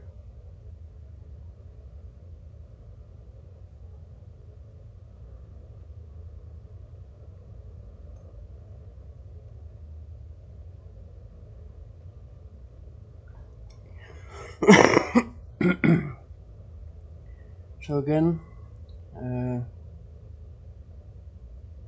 it is a handy ship, especially if you want to move items. Not so much for asteroids. It is doable, but better have something that can cargo lock asteroids and place it and park it inside nicely, and just use this as the hauler. That would work way better. But everybody has their free choice of their own.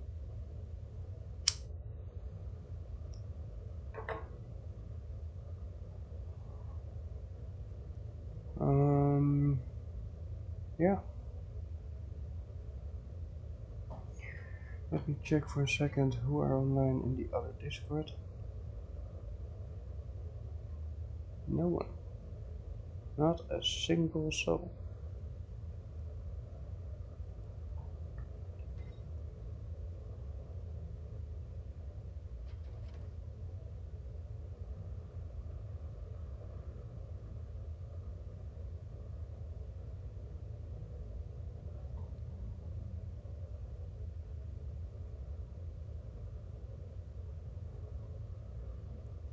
I just try to get outside of the belt, then have more clear sight of flying wherever I need to fly.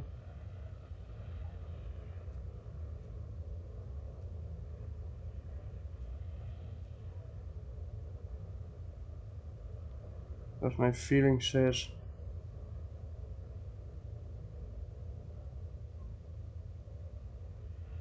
Right. I need to be way more that direction. And I will right. Now, maybe in the near future, I will do a long distance flight just for the good measurement of it and to show that particular ship. That will be in stream with most likely in-game music on, not so much talking as maybe here and there answering questions from the people that are on the stream. Reasoning for that is very simple. It will be a very, very long flight.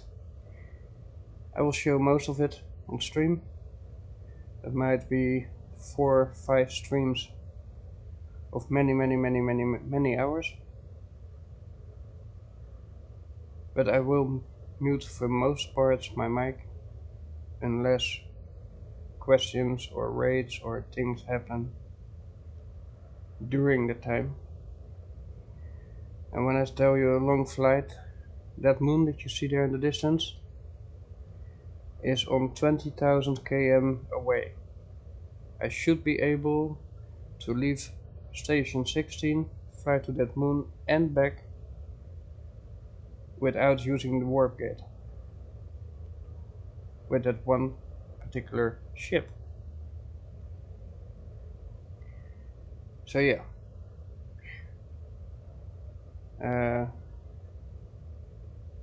Yeah.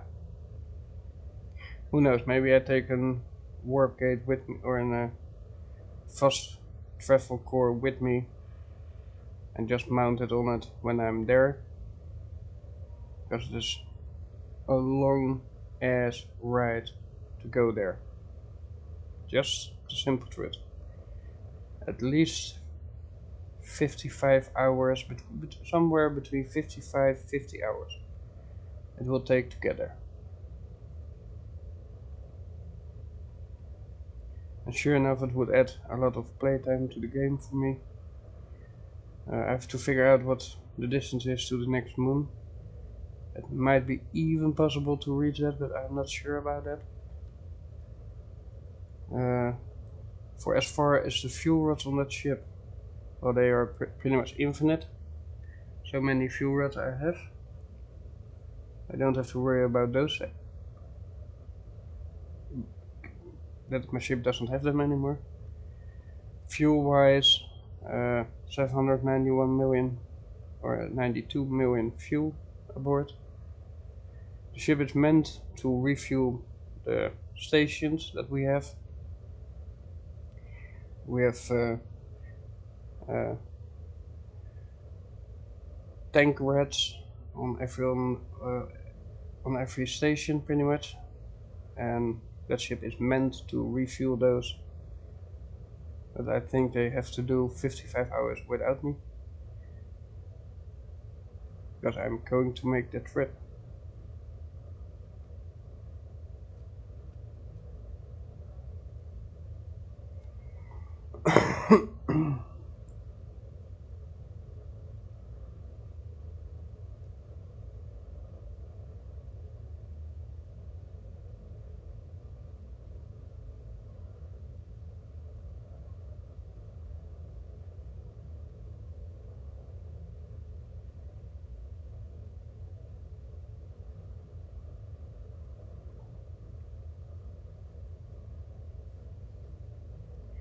Maybe we could visit that station just for the sake of it.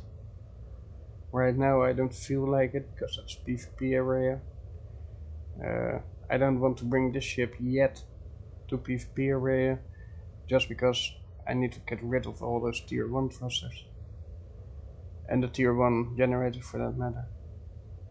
Want to have a little bit more oomph in the ship before doing so.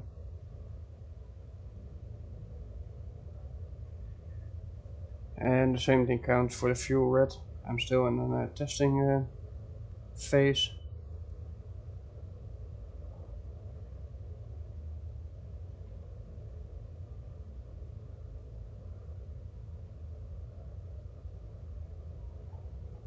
And yeah, that's pretty much where we are right as of now. When I go back, I will show you how to sell these as well. Although you already know from the last ship that I did. But for the people that just have joined, I will show it to you too.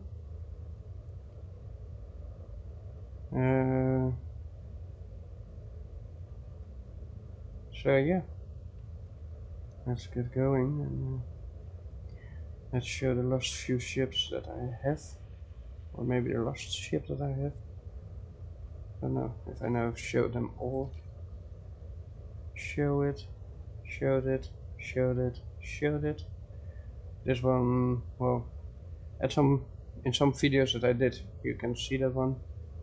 Showed it, showed it, showed it, showed it. Okay, I showed everything. This was in one of my first streams, maybe the second day.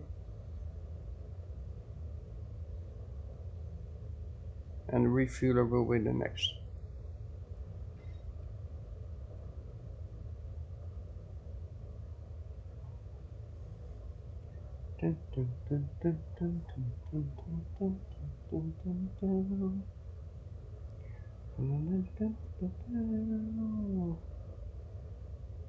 Charge.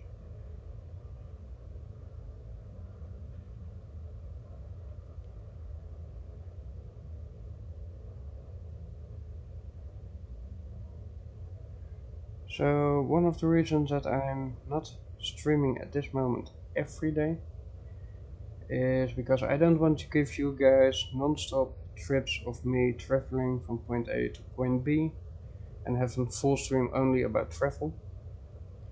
Sure, I can answer a lot of questions during those trips, but most people do not really speak in the chat.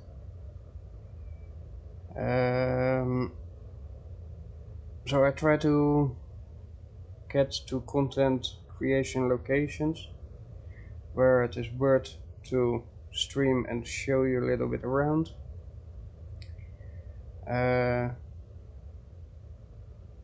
So yeah, forgive me for not daily streaming, for that matter, because I don't want to bore you with 9-hour flight streams. There's no fun in that, none whatsoever. Other than maybe sometimes when I go through the asteroid belt, but I probably will stream those things. Just because often I will hit something. And that is just how it is. I've learned to accept that. Because, well, there's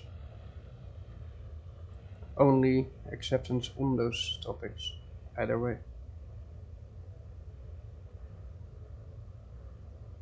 Last time I showed you the approach in that from the south to the north. Or, well, yeah, I would call it that way, but it's only because of the planet behind it.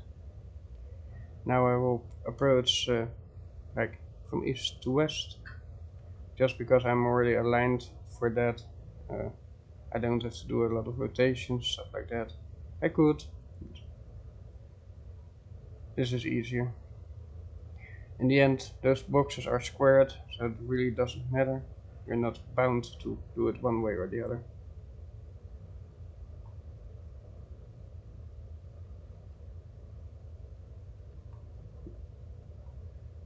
I made sure that my ship really is aligned with that first box.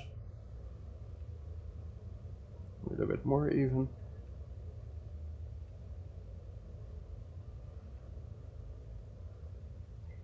As told before, there is limited room here to see what is below you compared to the carrier.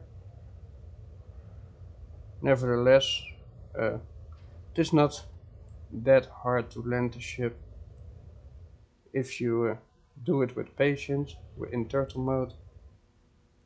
It really isn't hard.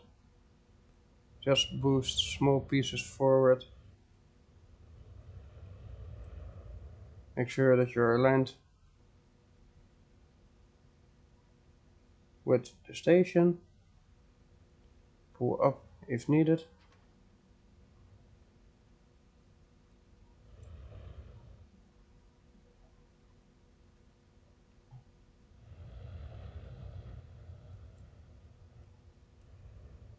Okay. And we go downwards.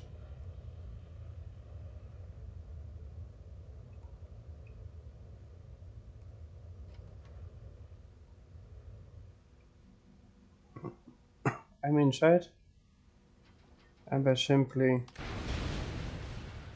doing that, everything is sold.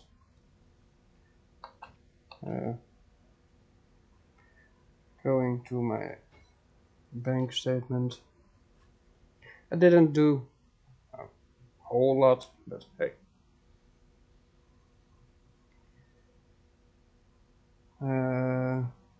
700, 4,000, 2,000. That was all for the Falkite, Ice, Vulgarium, Bestium, Nurgite, more Ice, Vulgarium, Ice,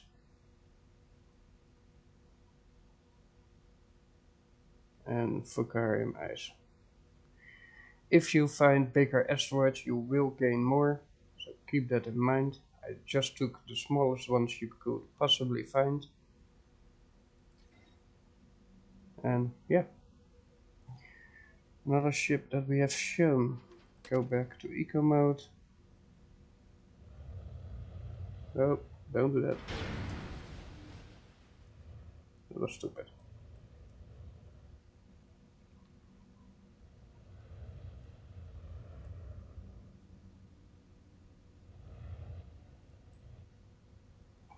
just go up.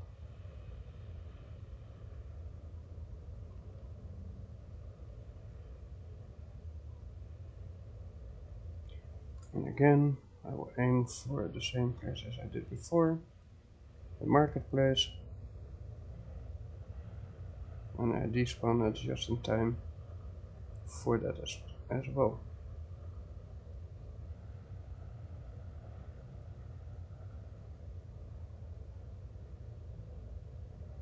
Be smart about it, because I'm not going to stop for you.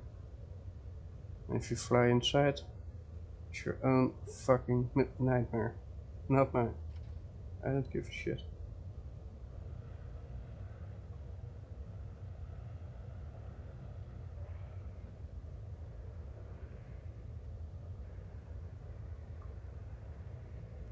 People always try to see the ship from close by.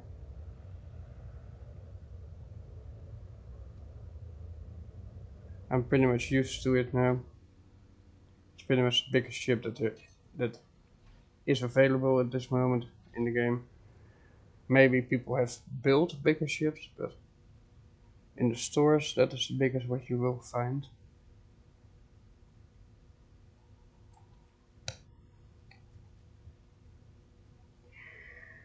And that will bring us to the last ship in my arsenal. I will fly a little bit forward, backwards through the safe zone, find asteroids in my path to avoid, show a little bit how that looks from the top.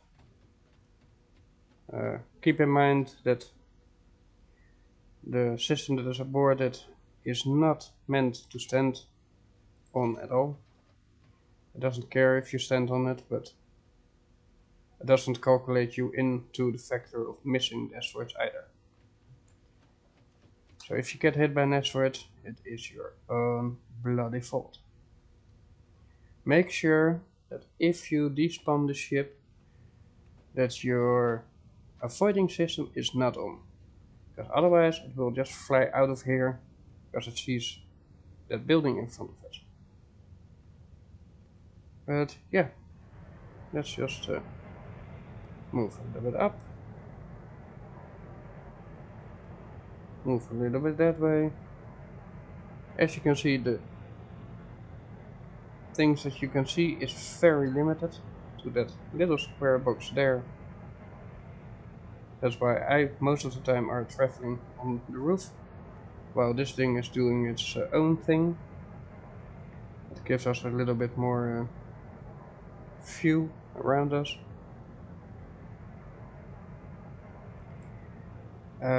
I am very happy with this ship, don't get me wrong, I'm really happy with the ship so far. There are a few things that you need to know about it. So it has, normally, I already flew a little bit, but normally it has 792 million propellant. And it has a shitload of fuel rod here and on the bottom. Everything in the middle are fuel tanks, everything in the back are fuel tanks, and there are a shitload of batteries on the front.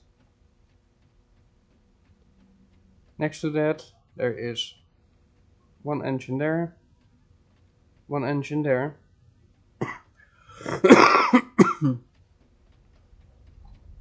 one engine here, one engine down below, and same thing on this side and down below. So that are all the engines that this ship comes with, or generators. And that's where you also need to refuel your fuel chambers. Like I said before, a lot of batteries behind me, more batteries behind me. If you get in a PvP fight, one shot and they will not even find any piece of this ship anywhere. Everything will blow up till the last little bit and piece of it. So that is a fair warning for anyone that is going to use this ship. Next to that, the turtle is normally on 20%. That is what it is standard on. For me at this moment, I said, you know what, I want to know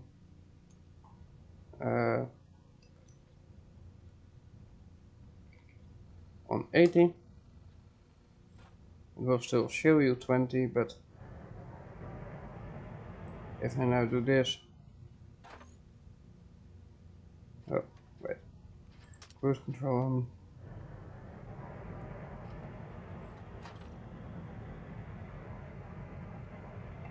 Or maybe I didn't change it on there. 20. I probably changed it on that one.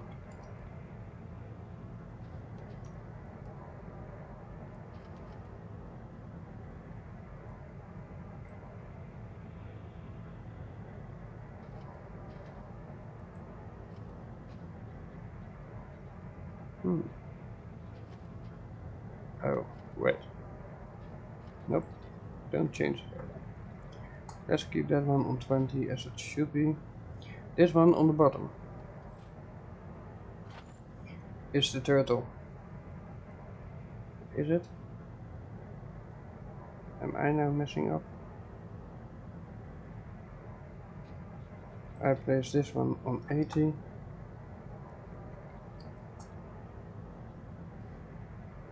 That also allowed me to give a little bit more gas. Yes.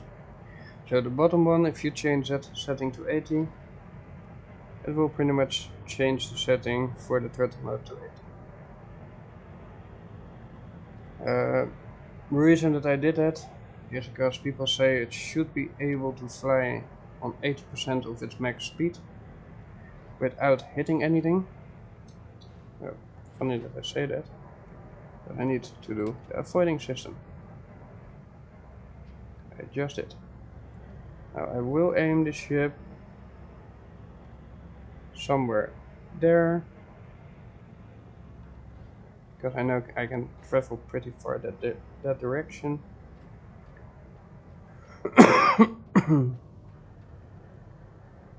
So all these thrusters are always somewhat on. I've been thinking, why is that? Well, we all know that if you normally full throttle any direction, it takes a few microseconds to react to that command. With it already being activated for 50%, it just means that it is directly responding to whatever command comes through. Do not be alarmed, that is how this works. The only downside I found so far is that going to the right, that there are a little bit too much thrusters firing up on this side. That makes turning to the right a little bit harder than it should be. But that is something I will talk with the creator about. Maybe he has a fix for it, or I think we come to a deal on that. I was one of the few. He offered the blueprint just for 300k, and it was something like, nah, here you have 500. I think the ship is worth it in the long run, because it's very simple. Many fuel, many fuel rods, or propellant and fuel rods.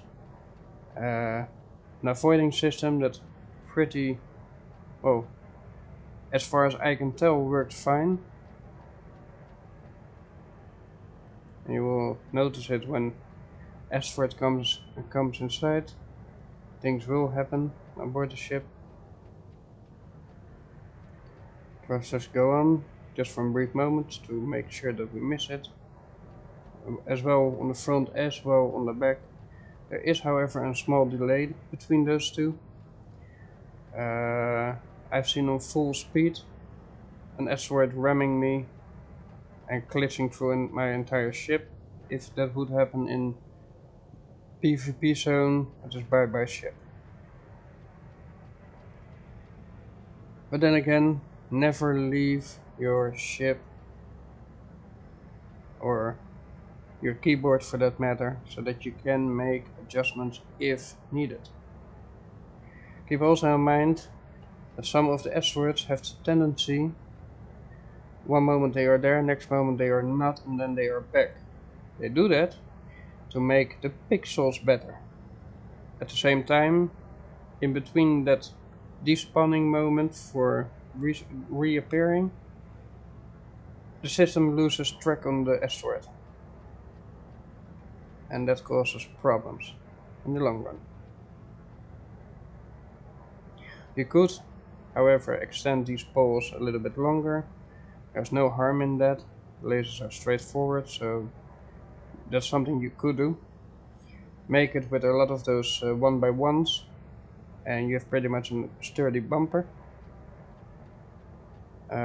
Where only the last blocks will be yellow, because, well, that's just how it is. I see a ship there without transponder, but I'm not really afraid for that. Ah, there was an adjustment. Let me duck, because I have no clue where it will come overhead.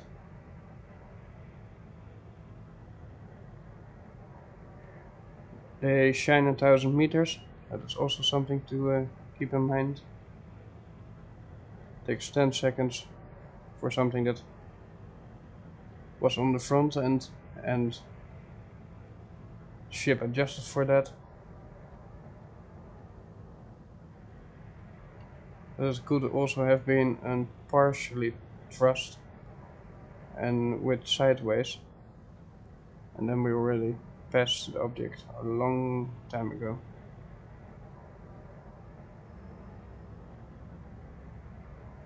But I've seen asteroids passing just overhead, and it's totally fine, but if you're standing here, you will be scraped off the ship. There's no going around that.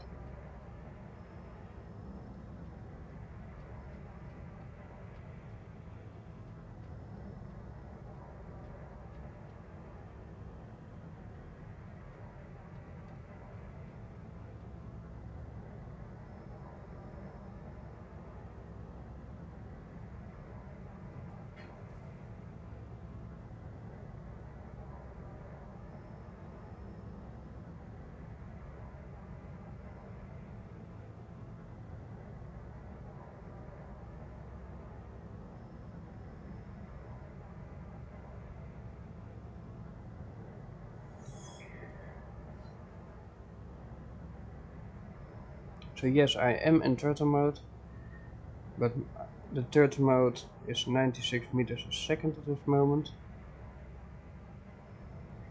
Oh yeah, if it sees ships, it will or stop or go around them. I try to fly in one of the stations, but fully stopped from that. Now, I do know that if you do that in normal turtle mode with 20% power, it works way better than when you do it at this speed.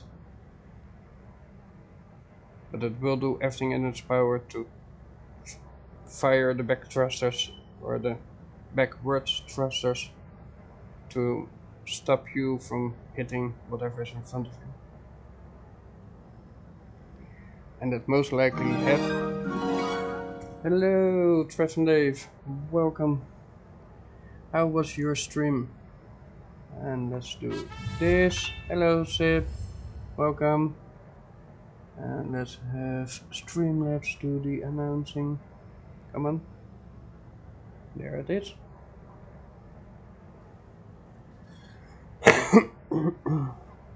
So, how are you all doing? I hope you had a nice stream. What ship is this? This is, well, I call it the Fueler. It is officially called, and give me a moment for that, SSS. You can buy it from Starbase Ship Shop, the Discord that they have.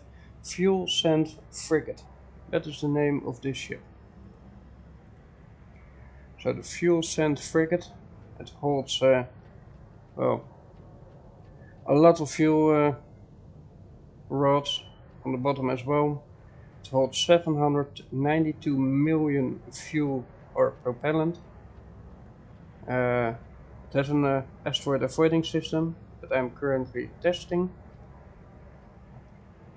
And yeah. Hello, Crabman. Hello. Everybody that came with the stream of Trev and Dave. I hope you had a lot of fun. Yeah, my stream is going pretty well. I'm sort of showcasing the different ships that I had in my, well, halls, to call it like that. Some had good things, some ships have bad things. I covered it all, so if people want to see that back, I will make a video of this, so that you can watch it back. All the goods, all the bads. And I'm now pretty much showing how the asteroid avoiding system works at 80% of its max speed. At 100% I have collisions so now and then, but at 80% so far had nothing hit my ship yet. So the green lights in front of my ship, they are targeting scanners. They are rangefinders pretty much. There's a computer automated system with a YOLO script that you can program to, well, read the information that comes from that. If one of the beams gets hit from any direction before, well, pretty much this device, it will steer the ship in a different direction a little bit. It makes micro adjustments or even big adjustments if needed. If I try to ram the station, well, it goes full stop. So I already tried that and it doesn't do that. And I bought this ship, to be honest, just to refuel all our fuel rats that we have on every station, like there, and further out. Those fuel rods hold 144 million fuel, so this could be a way for me to fuel them all and come back without a problem. The distance that this ship can travel is 51,000 kilometers. That means I could go to the moon and back and still have fuel spare. No, it doesn't hold any cargo. It has 24 small cargo containers, and I think that is for backup ice or repairing stuff. But a fuel hauler, yeah, it is definitely. In PvP fights, if they are anywhere near the ship when they shoot the ship, you will not find this ship anymore, but you won't find the one that attacked either. You both go up in a big boom. And it does quite a lot of damage. Well, I wouldn't call it cold because it's not oil. But yeah, it is pricey. I don't want to think about refueling it. Normally I have to pay 3,000 something for 1 million fuel. Well, 792 times 3,000 is quite a lot of money. But yeah, so far we had not hit a single thing. My station is there. I don't know how far I can still continue forwards without leaving the safe zone. I just don't know. But I will continue going forward and see if it still doesn't hit anything and then turn around and go the other way around.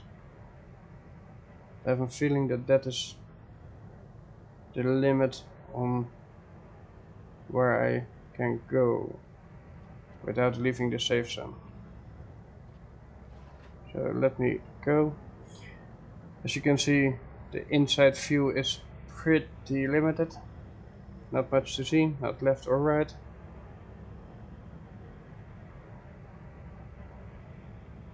Let me just steer all the way around. Well, one side it has a very fast reaction, the other side is pretty slow. Let's go that way. Different direction. This is pretty much me testing the ship still out and making sure that it is 100%. Oh, well done.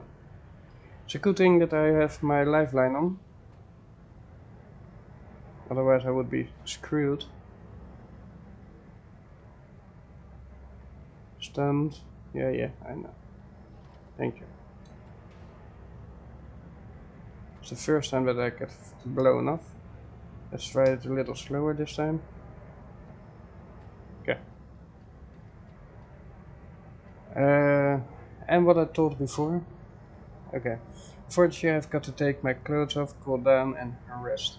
Yeah, I hear you, Trev. I know you guys are sick, so rest well, and I hope you will be better very soon.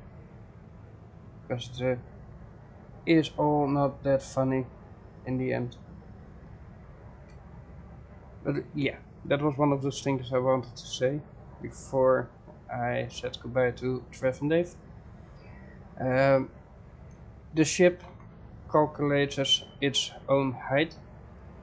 It will avoid whatever comes on its path, but if you stand on the roof, even though you have more fuel here, the ship doesn't calculate you in. It doesn't know that you are standing on the roof, and to be honest, you probably shouldn't be on the roof. If you're completely prone, you will be lower than that thing and you will not be hit.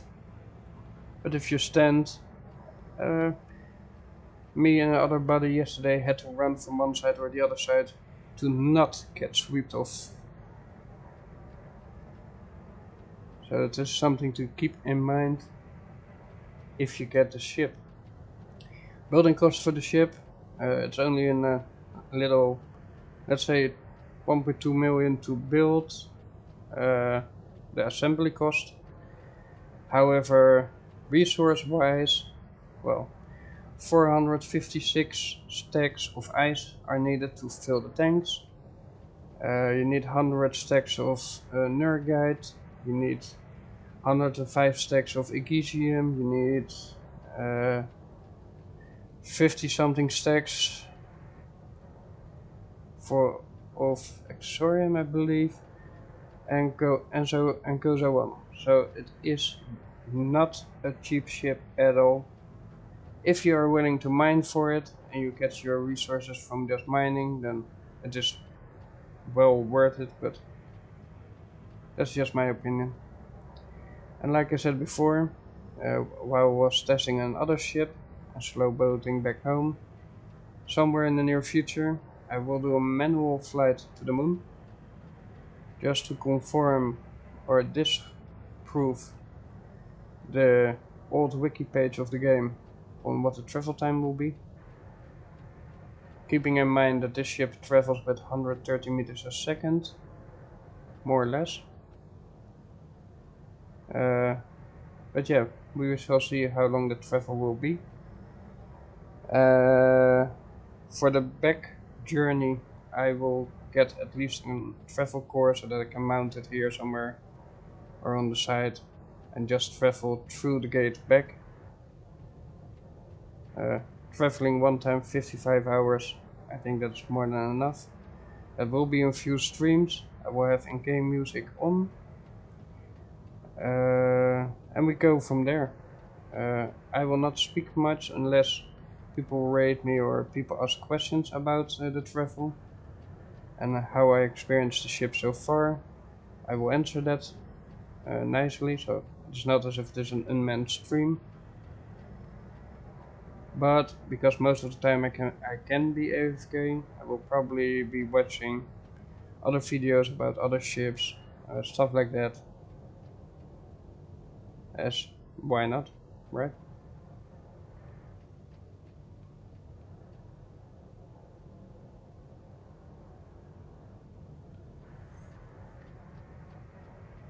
For me personally, I will do this a few times more tonight, just traveling back and forth through the asteroid belt, making sure it misses everything on its path.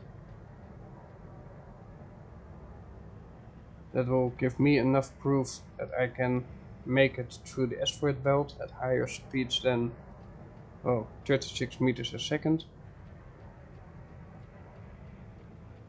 And I'm well aware this might only count for Zone 1 and maybe Zone 2. Zone 3, the asteroids will be more packed together, so that can give more of an obstacle if you do it that way.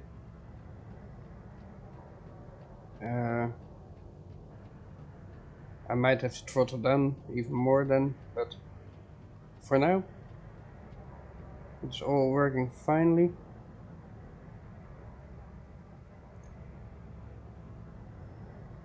I've not really seen any big movement from either of these thrusters anyways.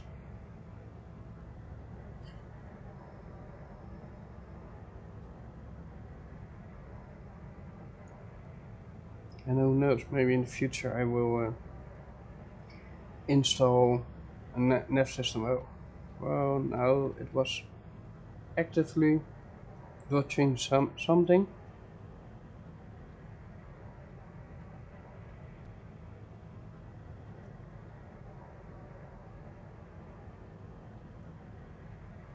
I wouldn't be surprised if it were for those, but yeah, it must be.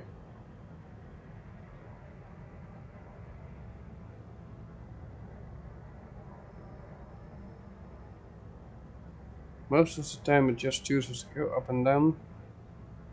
Sometimes it chooses left and right.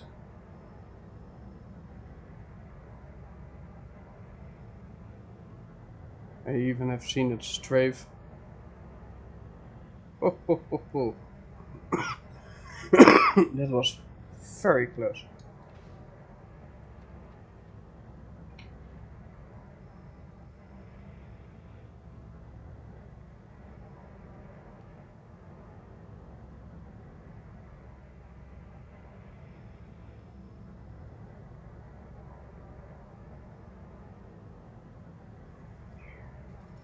So yeah, this is pretty much also the last ship that I'm having to show off. I'm at this moment almost on the, well, 3 hours is for me the normal stream that it takes. So if you want to hang around for more ups and downs just to test the system, feel free to do so. Otherwise we could raid someone else. If you want me to raid someone, let me know in the stream chat. I have no problems doing so.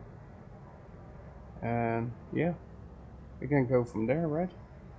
Although there is maybe a streamer online that also does Starbase. Let me first check something. So,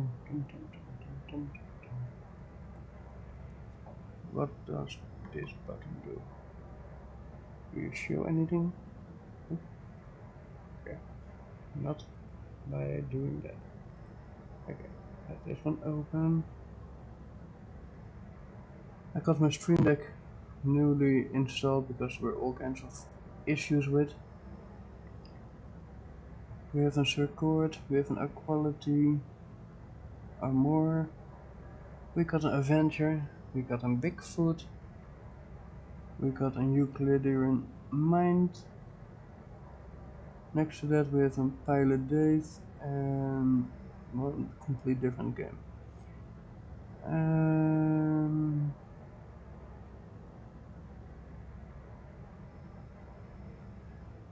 Okay, I think we have to choose for one of my fellow buddies,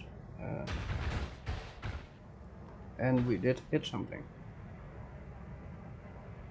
So this speed is not perfect for everything. Well then. I should be honest, I didn't expect it to be, but someone in my company told it would be.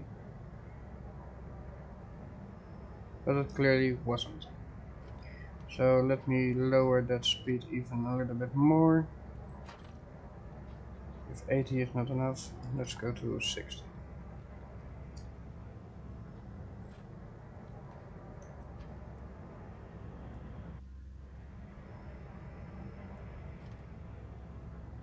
Are we now on 60? We are on 60. And that's just me fine-tuning the ship to find the best setting for the cruise control without me hitting asteroids. Simple as that. So let me see. One person is doing American Truck Simulator, the other person is doing American Truck Simulator. The next person is doing American Truck Simulator. People that are streaming normally Starbase are not online right now. I see in Satisfactory a lot of building and factory designing. I see in Dead Space 3 and someone who is showing piggies. So if any of the viewers have a recommendation for any of the games that I just mentioned, then feel free to mention it in stream. Otherwise I will pick someone out. And I think Equality and More would be a great guy to do it for. There's only 3 viewers online, but it is just a great guy, so give him some love. And thank you all who came with Raid. Thank you for watching the content. It is sad that I'm just pretty much at the end of my stream. I showed all the ships, and that was pretty much what my stream was all about.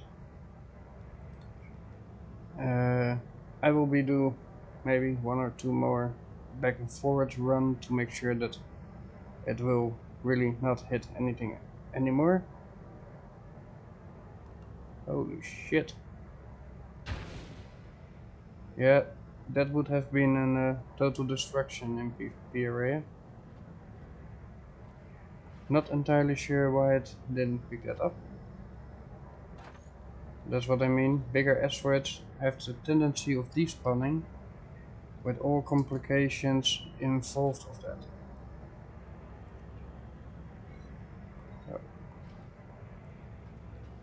So yeah, at least you had a chance of watching that with me. Oh, no, go back there. Oh, well done. Luckily I'm one of the people that is lifeline to the ship. Spawns you only on wrong location, so that you have to do that. Do that. Fly back up. Try not to launch yourself directly. Holy shit. I didn't see those either, but they were outside of its view. I understand that part, but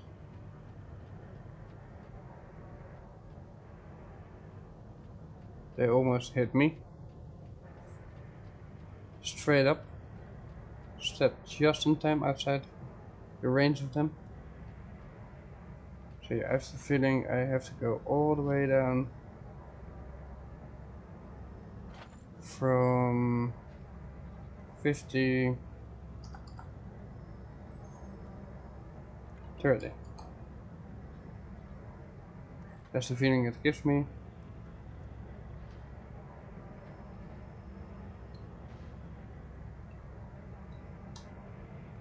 And to be honest, there was only one way of testing that out.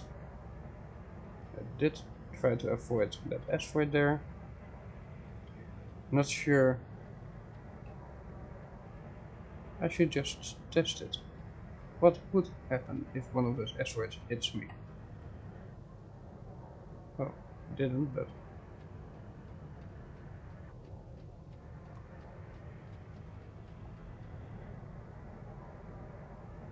Nope, no hit.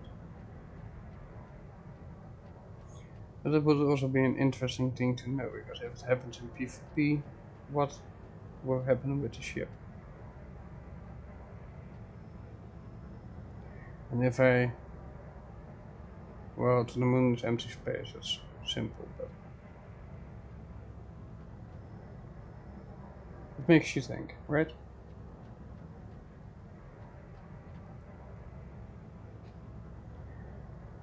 So, that being said, let's do this. Should probably just do this, and then like this. Oh, no. That one. Let's see. That's space 3. Uh,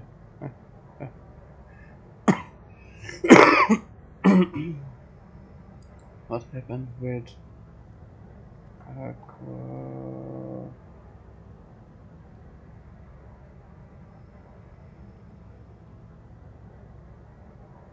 quality and more? Thank you all, and till tomorrow. Peace.